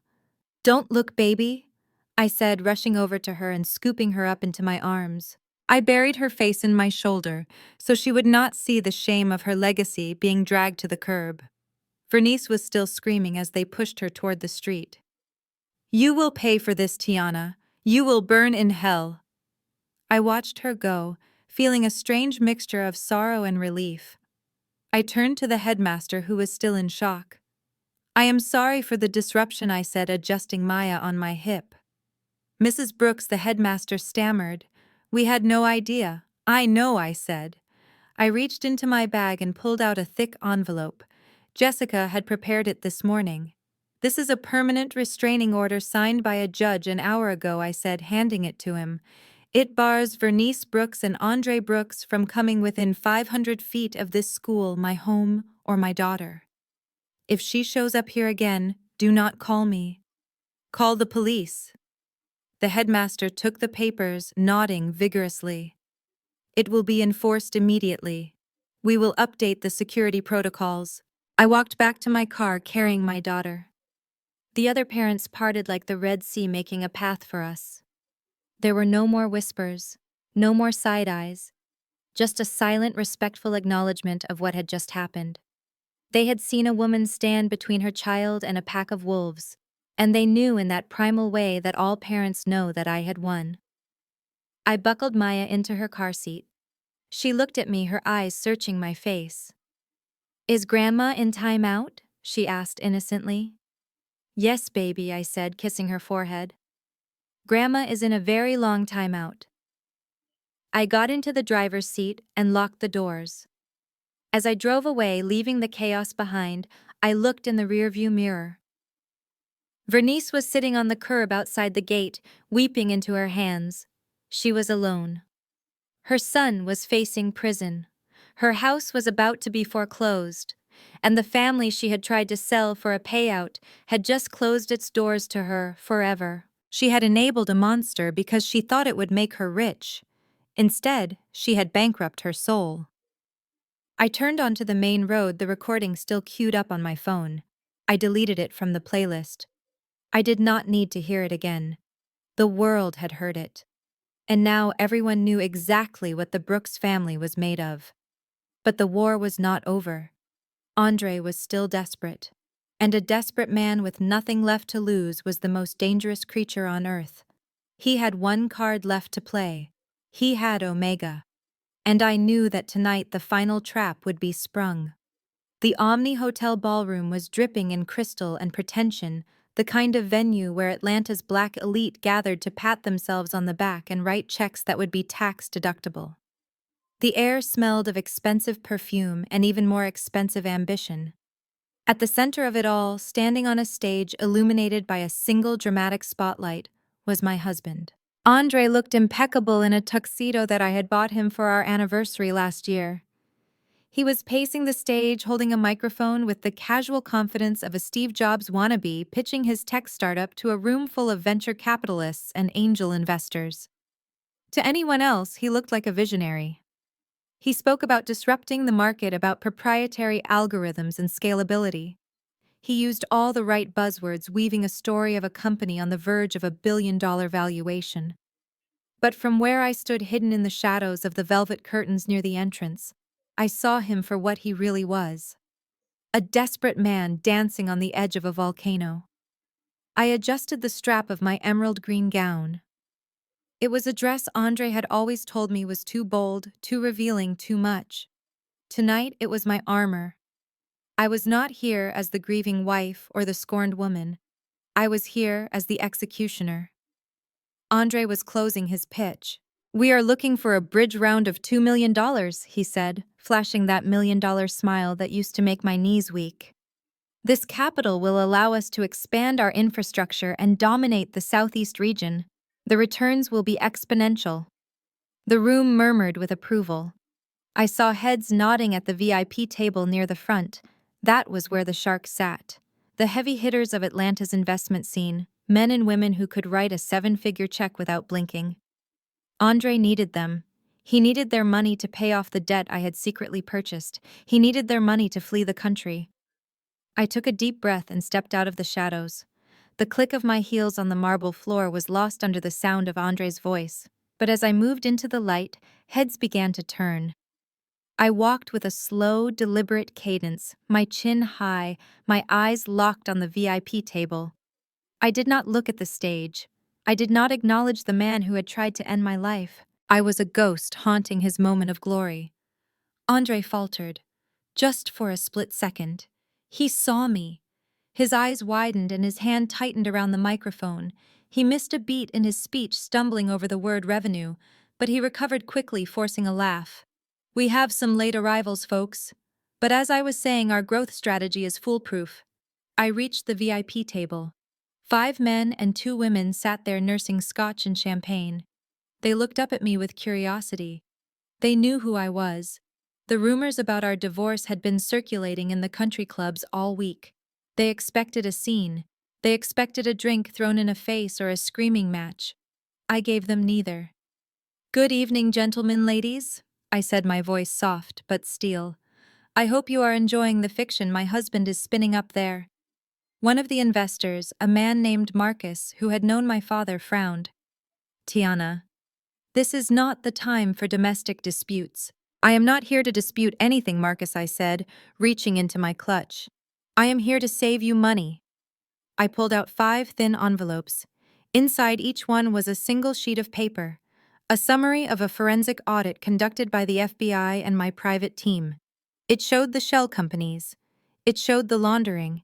And most importantly, it showed that Andre's tech startup had 0 revenue, 0 proprietary technology, and $3 million in debt, held by a company called Phoenix Financial. I slid the envelopes across the tablecloth. You might want to check the due diligence before you write that check, I whispered. Unless you enjoy investing in federal indictments. I turned and walked away. I did not wait for them to read it. I did not need to. I walked to the bar at the back of the room and ordered a sparkling water. I turned around just in time to watch the dominoes fall. Marcus was the first to open the envelope. I saw his face go slack. He put on his reading glasses, scanning the document. Then he handed it to the woman next to him. A ripple of shock went through the table. They began to whisper, pointing at the paper, then pointing at the stage. Andre was sweating now. He could feel the energy in the room shift. The attentive silence had turned into a restless murmur. So, if anyone has any questions, Andre stammered, loosening his bow tie. Marcus stood up. He did not ask a question. He did not raise his hand. He simply buttoned his jacket, signaled to the rest of the table, and walked toward the exit. The other 6 investors stood up and followed him. Wait, Andre called out, his voice rising in panic. Marcus, we haven't discussed the equity split. Marcus stopped near the door. He looked back at the stage, his expression filled with disgust. There is no equity, Andre, and frankly, I do not do business with frauds. The word hung in the air like smoke. Fraud. The rest of the room froze. The smaller investors, the ones who followed the sharks, began to look at each other nervously. If Marcus was walking, the deal was dead. Chairs scraped against the floor as more people began to stand up. Andre stood alone on the stage, the spotlight now feeling like an interrogation lamp. He looked frantic, his eyes darting around the room, searching for a lifeline. Then he looked at me. I raised my glass in a silent toast. That was when the sound began. It started as a single ping from the podium where Andre had left his phone, then another, then a rapid-fire succession of vibrations and chimes that echoed through the microphone system. Ding, ding, ding, ding. Andre looked down at his phone.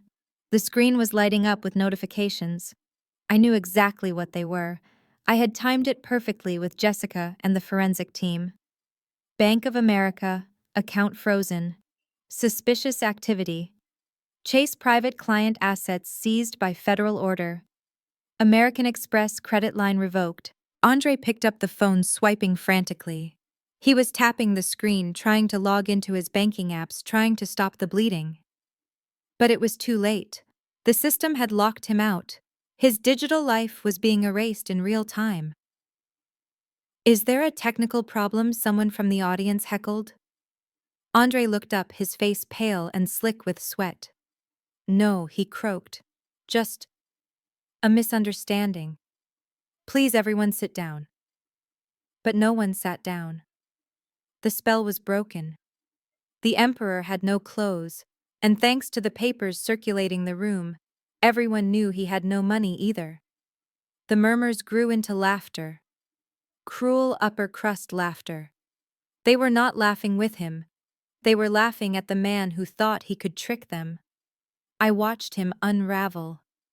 The charismatic speaker dissolved into a trembling, angry child. He gripped the podium so hard his knuckles turned white. He yelled into the microphone, "You are making a mistake. My technology is revolutionary." "Sir, step away from the mic," the event coordinator said, walking onto the stage to cut the audio feed. Andre pulled away, looking wild. He scanned the room one last time and locked eyes with me at the bar. The hatred on his face was visceral. He knew I had poisoned the well. He knew I had locked the accounts. He jumped off the stage, ignoring the stares, and started marching toward me. The crowd parted, sensing violence. He looked like a bull seeing red. "You did this!" he screamed, pointing a finger at me. "You crazy witch! You ruined everything." I did not flinch. I did not move. I just waited. Because I knew something Andre did not. I knew that the large man in the dark suit standing 5 feet to my left was not a waiter. Andre lunged at me, reaching for my throat. Before he could touch me, the man in the dark suit stepped in. With a fluid practice motion, he grabbed Andre's arm, twisted it behind his back, and slammed him face first onto the bar counter. Glasses shattered. Ice scattered across the floor. "Federal agent," the man shouted. "Andre Brooks, do not move." Another agent materialized from the crowd, cuffing Andre's other hand. "What is this? Get off me!" Andre yelled, struggling against the weight of the agent. "I am a businessman. This is assault." "Andre Brooks, you are being detained for questioning regarding wire fraud and violation of the RICO Act," the agent recited, pulling Andre upright. The ballroom was dead silent. Every phone was out. Every camera was recording. Andre, with a piece of lime garnish stuck to his cheek and his expensive tuxedo rumpled, looked around at the society he had tried so hard to impress. He saw their phones. He saw their sneers. He saw his reputation turning into a viral video. And then he saw me. I took a sip of my sparkling water and set the glass down on the bar right next to his face. "I told you, Andre," I whispered, leaning in close so only he could hear. "I do not want half. I want it all." The agents dragged him toward the exit, his shoes dragging on the carpet, his protests growing weaker and more pathetic with every step. I watched him go until the heavy double doors swallowed him up. The room remained quiet for a heartbeat longer, and then the chatter exploded. The gossip was instantaneous. I stood there for a moment, letting the adrenaline wash over me. I had humiliated him. I had bankrupted him. I had destroyed his social standing. But as I looked at the exit, I felt a chill. The agents had detained him, yes, but they hadn't arrested him. Not officially. They were taking him in for questioning. They were squeezing him. They were going to release him. I knew the plan. Agent Miller had been clear. They needed Andre to panic. They needed him to be so desperate, so broken, and so terrified of prison that he would make the one call he had been avoiding. They needed him to call Omega. I picked up my clutch and walked toward the door. The show was over, but the hunt was just beginning. Andre was going to walk out of that interrogation room tonight with nothing left in his name but a quarter tank of gas and a burner phone.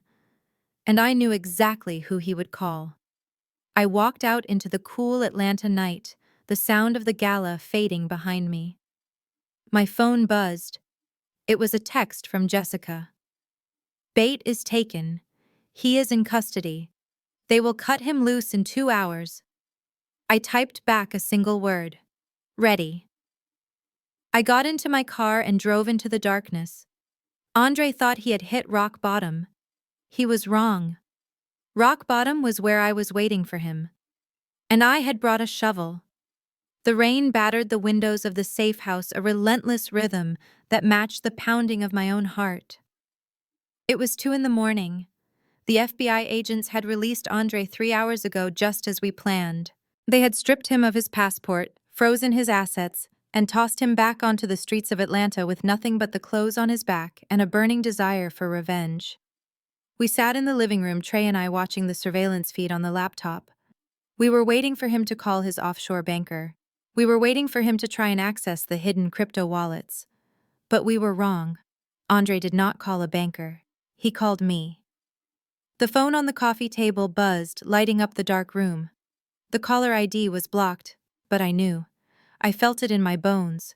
Trey looked at me, his hand instantly moving to his earpiece to alert the team outside.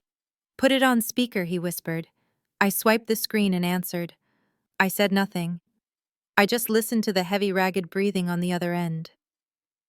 "Hello," Tiana, Andre's voice rasped. It sounded wet, like he had been crying or screaming, or both. "Did you enjoy your little show at the gala? Did you enjoy watching them drag me out?" "I ended it, Andre," I said calmly. "It is over. Turn yourself in." He laughed, a high-pitched manic sound that made the hair on my arms stand up. "Over. No, baby. It is not over. You took my money. You took my reputation. You took my life. So now I am going to take something of yours." I frowned. He could not touch Maya. She was asleep in the next room, guarded by an armed agent. He could not touch my business. What did he have left? "I am at the old textile warehouse in East Point," Andre said. "You know the one. Where I told you I was going to build my headquarters. I am here with an old friend. Say hello, Sasha." There was a scuffle on the line, the sound of fabric tearing, and then a woman's scream. It was muffled, terrified, and undeniably Sasha. "Please, Mrs. Brooks. He has a gun. He is crazy." My blood ran cold.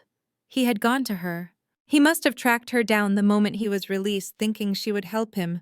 When he realized she had turned on him, he snapped. He had taken her hostage. And probably the baby, too.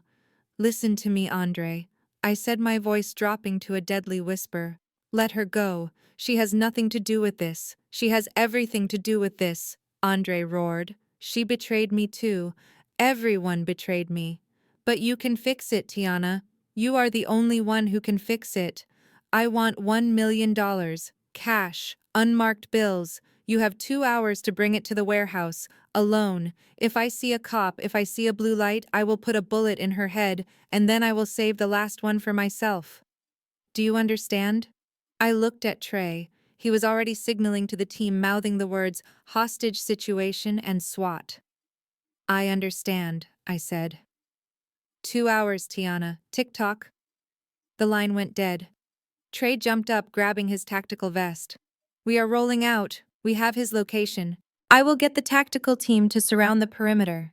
We will have a negotiator on the bullhorn in 20 minutes. "No," I said. Trey stopped, looking at me like I had lost my mind. "Tiana, this is a hostage situation. He has a gun. He has a civilian. We follow protocol." "Protocol will get her killed," I said, standing up. "I know him, Trey. He has hit rock bottom. He feels humiliated. If he sees police lights, if he sees a negotiator, he will pull that trigger just to prove he still has power.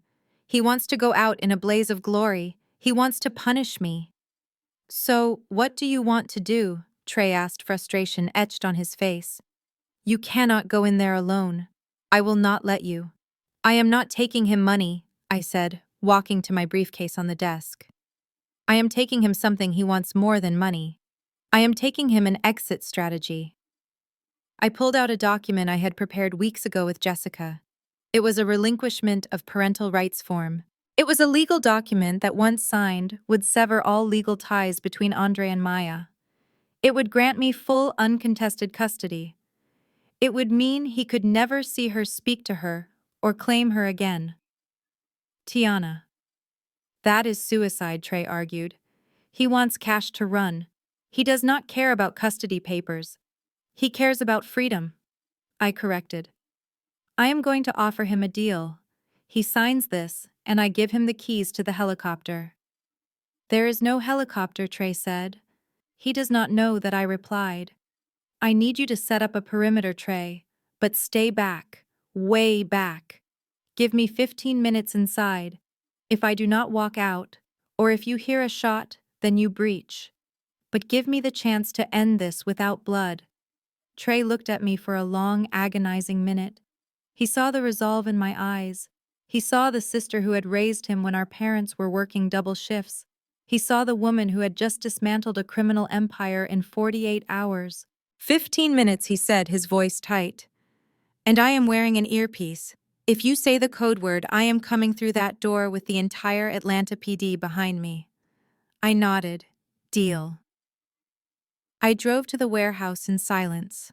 The rain had turned into a torrential downpour, washing the city in a gray, gritty film. The streets of East Point were deserted. Industrial skeletons of abandoned factories loomed on either side of the road. This was the graveyard of ambition, a fitting place for Andre's last stand. I pulled into the gravel lot of the old textile mill. It was a massive brick structure with broken windows that looked like jagged teeth. A single light bulb flickered above the loading dock door. Andre's car, a rental sedan, was parked haphazardly near the entrance. I cut the engine. I sat there for a moment, gripping the steering wheel. I was terrified. Every instinct in my body was screaming at me to turn around to drive back to the safety of the suburbs. But then I thought of Maya. I thought of the years of manipulation. I thought of the hitman he hired. If I did not finish this tonight, he would haunt us forever. Even from prison, he would find a way. I needed him to sign that paper. I needed to cut the cord legally, permanently, and absolutely. I grabbed the folder and stepped out into the rain. I did not bring an umbrella. I let the water soak my clothes, let the cold sharpen my senses. I walked to the heavy metal door and pushed it open. The inside of the warehouse smelled of rust and mildew. It was a cavernous space filled with shadows and the sound of dripping water. In the center of the room, illuminated by a portable construction light, sat a wooden chair. Sasha was tied to it. Her mouth was gagged with duct tape. Her eyes were wide with terror, pleading with me to run. Andre stood behind her. He had ditched the tuxedo jacket. His white shirt was stained with sweat and dirt. He held the gun to Sasha's temple, his hand shaking violently. "You came?" he called out, his voice echoing off the metal rafters. "Where is the money?" I walked forward, stopping 10 feet away. I held my hands up, showing him I was unarmed. "I did not bring the money, Andre." His face twisted in rage. He pressed the gun harder against Sasha's head. She whimpered. "I told you 1 million. Do you think I am playing games? I will kill her. I swear to God, I will kill her right now." And then what? I asked, keeping my voice steady, projecting calm. "I did not feel. You shoot her. Then what, Andre? You think you are walking out of here? My brother has this building surrounded. There are snipers on the roof across the street. There are SWAT teams at every exit. The moment you pull that trigger, you are a dead man." Andre looked around wildly, scanning the dark windows high above. He was paranoid. He was breaking. "So you came here to watch me die," he spat. "I came here to offer you a trade," I said. I took a step closer. "The police want you for the money laundering. They want you for the wire fraud. But attempted murder, that is a life sentence, Andre. That is death row in Georgia." "I am already dead," he screamed. "You took everything." I held up the blue folder. "I can make the attempted murder charge go away." He froze. "What? I spoke to the district attorney. I lied. I told them I might have been mistaken about the hitman. I told them maybe it was a misunderstanding. Without my testimony, the conspiracy charge falls apart. You do just time for the financial crimes. 5 years. Maybe 3 with good behavior." Andre lowered the gun an inch. He was listening. He was desperate for a lifeline. "And what do you want?" he asked suspiciously. I tossed the folder onto the wet concrete floor between us. It slid to his feet. "I want Maya," I said. "Completely. I want you to sign your rights away. You acknowledge you are unfit. You give me full legal and physical custody. You never contact us again. You sign that and I walk out of here and tell the police you surrendered. I tell them Sasha was not a hostage, she was just here talking." He looked down at the folder. Then he looked at Sasha. Then he looked at me. 3 years, he asked. "If you sign," I said. "If you shoot her, it is over. You die tonight."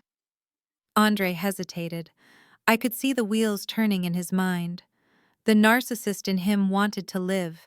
He thought he could survive 3 years in minimum security. He thought he could come back. He did not know that the FBI had enough evidence to bury him for 50 years regardless of what I said. He did not know I was lying about the deal. I was just buying Sasha's life with a signature. He slowly moved the gun away from Sasha's head. He bent down to pick up the folder. Sasha squeezed her eyes shut, tears leaking out. She knew how close she had come to the end. Andre opened the folder. He saw the pen I had clipped inside. He looked at me one last time, a sneer curling his lip. "You really think you are winning, don't you?" he muttered. "You think you can buy me off with a plea deal." "I am not buying you off, Andre," I said coldly. "I am taking out the trash." He scoffed and clicked the pen. He leaned the folder against his knee and scribbled his signature on the line. He threw the folder back at me. "There," he said. "Now call off your dogs." I picked up the folder. I checked the signature. It was done. Maya was safe. Legally, forever safe. I looked at Andre. I looked at the gun still in his hand. "Thank you," I said. Then I tapped my ear. "Go." The windows shattered.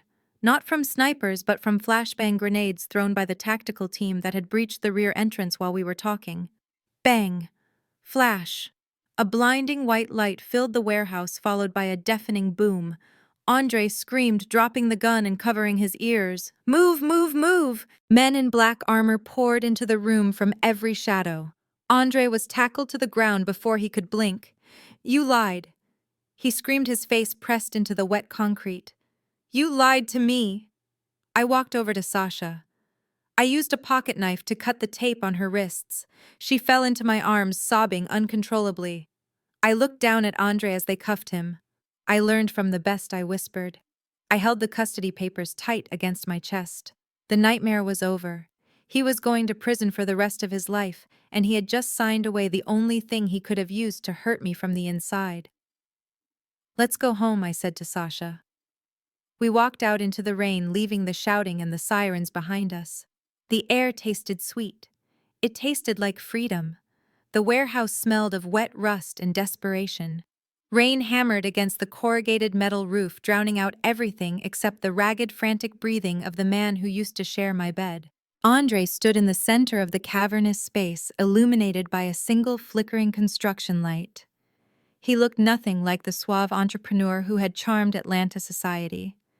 His eyes were wild, rimmed with red, and his expensive shirt was soaked through with sweat and grime. In his trembling hand he held a gun pressed against the temple of Sasha, who was bound to a wooden chair, her mascara running in dark streaks down her terrified face. "Stop right there!" Andre screamed, his voice cracking. "Do not take another step, Tiana. I mean it. I will blow her brains out. I have nothing left to lose." I stopped 10 feet away from him, letting the water drip from my trench coat onto the concrete floor. I did not raise my hands in surrender. I did not beg. I simply looked at him with the cold, detached curiosity of a scientist observing a specimen under a microscope. He was vibrating with fear, a cornered animal lashing out at the walls of a trap he had built for himself. "You have one thing left to lose, Andre," I said, my voice steady and amplified by the emptiness of the building. "Your freedom. Freedom." He laughed, a sharp, hysterical sound that grated on my nerves. "You took that away when you froze my accounts. You took that away when you turned my mother against me. The only way I am leaving here is in a body bag or on a flight to Rio. Where is the money? Did you bring the cash?" "I did not bring the money," I said. He tightened his grip on the gun. Sasha whimpered, squeezing her eyes shut. "I told you," he roared. $1 million or she dies." "I brought you something better," I interrupted, reaching slowly into my coat. I pulled out a blue legal folder. "I brought you a clean slate." Andre blinked, confusion momentarily cutting through his panic. "What is that?" I took a step forward, ignoring the way the gun barrel wavered in my direction. "This is a relinquishment of parental rights. It is a legal document that states you voluntarily terminate your relationship with Maya. It grants me sole legal and physical custody. You will never see her again. You will never speak to her again. You will be a stranger to her. He scoffed. You think I care about custody right now? I am trying to survive. Exactly, I said. And this is your ticket out.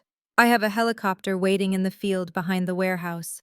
It is fueled and ready to take you to a private airfield in Alabama. From there, a charter jet will take you to a non-extradition country. But the pilot does not take off until I send the signal. And I do not send the signal until you sign this paper. Andre looked at the folder, then at the dark exit door behind him. He wanted to believe it. He needed to believe it. The narcissist in him could not accept that he had lost. He had to believe that he was still important enough to warrant a helicopter escape. You are lying, he hissed. I shrugged. Then shoot her. And when the SWAT team that is currently setting up a perimeter outside hears the gunshot, they will storm this building and turn you into Swiss cheese. Is that how you want to go out?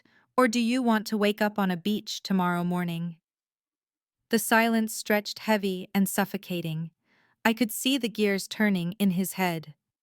He looked at Sasha, the woman he had promised to love, the woman carrying his second child. In that moment, I saw the exact measure of his soul. He did not care about her. He did not care about me. He did not care about Maya. He only cared about Andre. Give me the pen, he said hoarsely. I tossed the folder and a pen onto the wet floor between us. He did not let go of Sasha. He kept the gun trained on her as he crouched down awkwardly, fumbling with the paper. He scribbled his name on the signature line, a jagged, messy scrawl that signed away his right to ever be a father again. It is done, he shouted, kicking the folder back toward me. Now tell them to clear the air. I am leaving. I picked up the folder. I checked the signature. It was valid. I checked the date. It was perfect. I closed the folder and held it against my chest like a shield.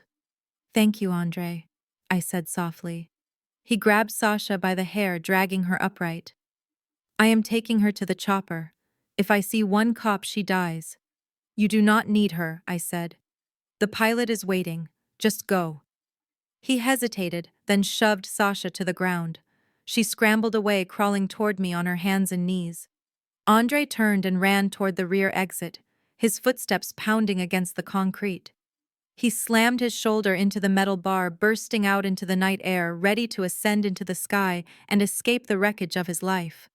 But there was no wind from rotor blades. There was no helicopter. There was only light. Blinding, searing white light from the floodlights of 10 armored police vehicles. Freeze! Federal agents dropped the weapon. The command boomed over a loudspeaker, shaking the very ground. Andre froze, his arm raised to shield his eyes. He was bathed in the harsh illumination, exposed, vulnerable, and utterly alone. Red laser dots danced across his chest, a dozen snipers locking onto their target. He spun around, looking back into the warehouse, looking for me. I stood in the doorway, Sasha clinging to my legs. I watched his face crumble.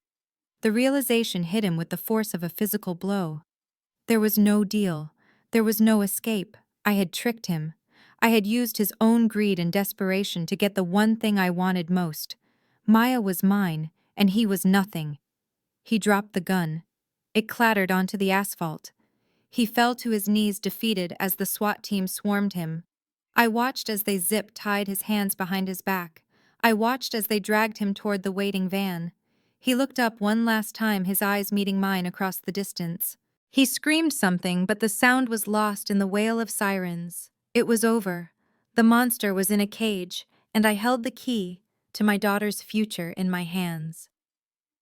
3 months later, the air in the conference room of the downtown law firm was cool and smelled of expensive coffee. It was a stark contrast to the damp, rotting smell of the warehouse. I sat at the head of the table, Jessica to my right.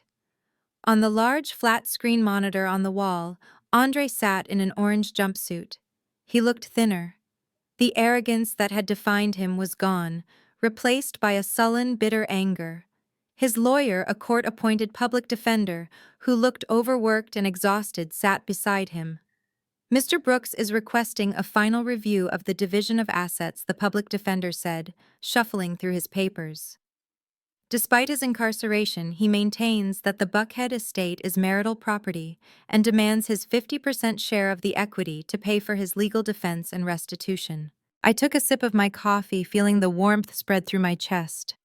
Andre was serving a life sentence for kidnapping, extortion, and conspiracy to commit murder. And yet, even from behind bars, he was trying to claw back a piece of the life he had tried to destroy. He still believed he was entitled to the kingdom he had lived in. Jessica cleared her throat. She opened a thick binder and slid a single document across the table toward the camera, though Andre could only see it on his screen. Mr. Brooks seems to be under a persistent misapprehension regarding the ownership of the property at 4200 Tuxedo Road, Jessica said, her voice crisp and professional. Andre leaned into the camera, his eyes narrowing. I bought that house with her, he spat. My name is on the mortgage. Actually, it isn't. Jessica corrected. Your name was on the mortgage application, which was denied due to your poor credit score 7 years ago. Tiana purchased the home. However, what you also failed to realize during your 7 years of residence is that Tiana did not purchase the home in her own name. I watched Andre's face. He was confused. The deed to the property, Jessica continued, is held by the Maya Brooks Irrevocable Trust. Trust, Andre muttered. What trust? The trust established by Tiana's late mother Estelle 2 weeks before she passed away. I spoke up for the first time. My mother never trusted you, Andre. She knew you were a grifter from the day you walked into our lives. So when she left me her inheritance, she tied it up so tight that you could never touch a dime. The down payment for the house came from her estate. The monthly mortgage payments were paid by the trust. I leaned forward, looking directly into the camera lens, looking into the eyes of the man who had tried to kill me for money. You never owned that house, Andre. You were a guest. You were a squatter living in my daughter's property. The cars leased by the trust. The furniture owned by the trust. Even the watch you are wearing in your mugshot was purchased with a credit card linked to the trust. Andre slumped back in his chair. The fight went out of him. The last shred of his delusion, the belief that he had contributed something, that he owned something, evaporated. So I get nothing, he whispered. You get exactly what you earned, I said. And speaking of housing, Jessica added, closing the binder, we thought you should know about your mother. Andre's head snapped up. Vernice. What about her? Since she used her home as collateral for your bail bond, and since you violated the terms of that bail by kidnapping a woman and holding her hostage, the bond was forfeited, Jessica explained without an ounce of sympathy. The state seized her house yesterday. She has been evicted. No, Andre gasped. That was her retirement. Where is she? I believe she has been placed in a state-subsidized housing facility in Buckhead, I said. It is a small efficiency apartment. I hear it is very cozy. Andre put his head in his hands. He began to weep. Not for me, not for Maya, but for the total absolute annihilation of his legacy. He had tried to steal $5 million. Instead, he had lost his freedom, his family, his mother's home, and his dignity. I stood up. The meeting is adjourned, I said. I walked out of the conference room, leaving the image of my weeping ex-husband on the screen. I walked down the hallway past the rows of framed accolades and out into the bright Atlanta sunshine. The city looked different today. It looked cleaner, brighter. I checked my phone. I had a text from Sasha. She was in therapy, doing better. She sent a picture of her baby playing with a new toy. And below that, a text from Trey. He was coming over for dinner tonight to grill steaks. I got into my car and drove toward the school to pick up Maya. As I pulled up to the curb, I saw her running toward me, her backpack bouncing, her smile bright and unburdened. She did not know about the warehouse. She did not know about the helicopter that never existed. She only knew that she was safe and that she was loved. I hugged her tight, breathing in the scent of her hair. Mommy, are we going home? She asked. Yes, baby, I said, smiling as tears of relief finally pricked my eyes. We are going home. To your house. And as we drove away, leaving the shadows of the past behind us, I knew that the real victory wasn't the money or the house or the lawsuit. The real victory was the peace that settled in the empty spaces where the fear used to live. We had walked through the fire, and we had come out the other side not just survivors, but owners of our own destiny. And that was a wealth that no one could ever steal. The water in the Maldives is not just blue. It is a living, breathing turquoise that seems to wash away the gray film of trauma that had coated my skin for the last 6 months. I sat on a white lounge chair, digging my toes into sand that felt like powdered sugar. The air smelled of salt and jasmine, a stark contrast to the scent of rust and fear that had defined my life back in Atlanta. 10 feet away, near the gentle lapping of the surf, Maya was building a sandcastle. She was singing to herself a little melody she had made up about a crab named Mr. Pinchy. She looked healthy. The shadows under her eyes were gone. The fear that had made her flinch at loud noises was fading, replaced by the resilience of childhood. She was wearing a bright yellow swimsuit, looking like a drop of sunshine against the endless ocean. Next to me, under the shade of a large umbrella, Trey was asleep. My brother, the protector, the detective who never slept, was finally resting. His chest rose and fell in a steady rhythm, a paperback novel resting on his stomach. He had taken a month of leave from the force. He said it was to protect us, but I knew he needed to heal too. Betrayal does not just hurt the person who is betrayed, it hurts everyone who loves them. I took a sip of my iced tea, letting the condensation drip down my hand. It was peaceful here. It was expensive, yes. The private villa, the first-class flights, the security detail that was discreetly stationed around the perimeter of the resort. It was costing a fortune. But freedom is expensive. Peace of mind is the greatest luxury in the world, and I had paid for it in cash, sweat, and tears. My phone, which I had left on the small teak table, vibrated. It was a long, sustained buzz. I stared at it for a moment. Part of me wanted to ignore it. Part of me wanted to throw it into the ocean and never look at a screen again. But I knew what this message was. I had been waiting for it for 3 days. The jury had been deliberating since Tuesday. I picked up the phone. The screen was bright against the shade. It was a text from Jessica. "Verdict is in, call me." I did not call her. I did not want to break the silence of the beach. I texted back 2 words. "Tell me." 3 dots danced on the screen. I held my breath, watching Maya place a seashell on top of her castle. I thought about Andre. I thought about the man I had married. I thought about the father who had held Maya when she was born.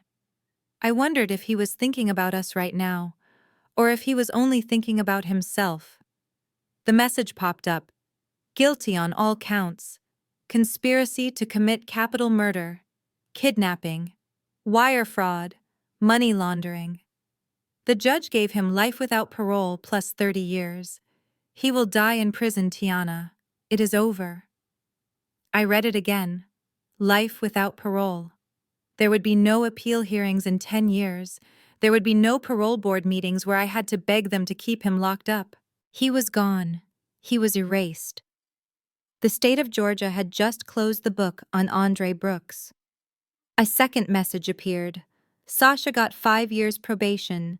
She testified beautifully. She cried on the stand when she talked about the baby. The jury felt sorry for her. She is entering witness protection tomorrow. I lowered the phone. I felt a tear slide down my cheek, hot and fast. It was not a tear of sadness. It was a tear of release.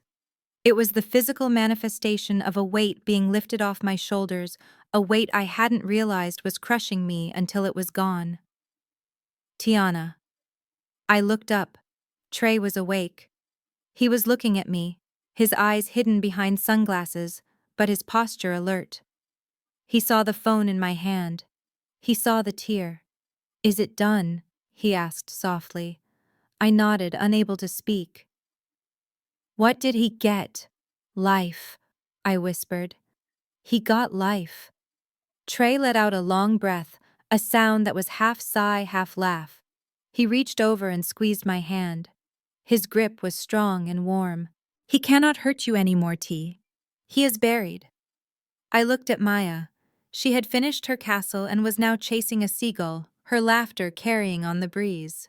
She would grow up without a father. That was a tragedy.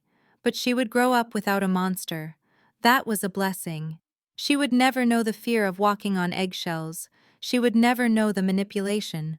She would only know that she was loved and that her mother and uncle would burn the world down to keep her safe. I picked up my phone one last time. I opened the gallery. There was a photo of me and Andre from 7 years ago taken on our honeymoon. We looked so happy, so young. I looked at his smile, the smile that had fooled everyone. I selected the photo. Delete. I went to my contacts. Andre Brooks. Delete. I went to my blocked numbers. Delete. I set the phone down face down. The digital cord was cut. The past was deleted. I stood up and walked down to the water's edge. The ocean water was warm as it rushed over my feet, pulling the sand out from under my toes. I looked out at the horizon where the blue sky met the blue water in a seamless line. I thought about that night in the kitchen, the smell of the roasting turkey, the sound of the sirens, the voice on the phone asking me the question that started it all. He had called me to ask where I was. He wanted my location. He wanted to know if I was in the kitchen, if I was in the garage, if I was in the trap he had set for me. He wanted to pinpoint my coordinates so he could send a killer to erase my existence. He thought he was the hunter. He thought he held the map. But he forgot one thing. He forgot who he was dealing with. He forgot that you do not corner a woman who has built her life from nothing. You should never ask a woman where she is unless you are ready to hear the answer. Because if Andre could ask me right now, if he could pick up a phone in his concrete cell and ask me where I am, I would tell him the truth. I am not in the kitchen. I am not in the garage. I am not in the grave you dug for me. I am standing in the sun. I am standing on the sand that cost more than your life insurance policy. I am standing on a foundation of truth that you could never understand. And most importantly, Andre, I am standing on the ruins of your life. I turned back to look at my family. Trey was smiling at me, raising his coconut in a toast. Maya ran toward me, her arms open wide, crashing into my legs with a wet, sandy hug. "Mommy, look! I made a castle for us!" she squealed.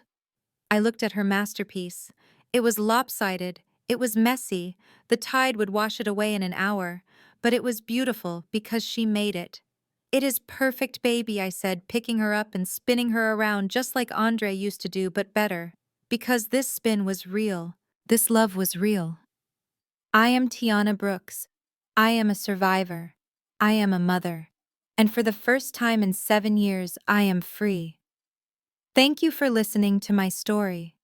If you have ever had to fight for your freedom, if you have ever had to stand up to someone who tried to make you small, I want you to know that you are not alone. The fight is hard, the nights are long, but the view from the other side, it is worth every penny. Please like this video if you believe in justice. Subscribe to the channel for more stories of survival. And share this with someone who needs to be reminded that their story does not end when someone else tries to close the book. Your story ends when you say it ends. And mine is just beginning.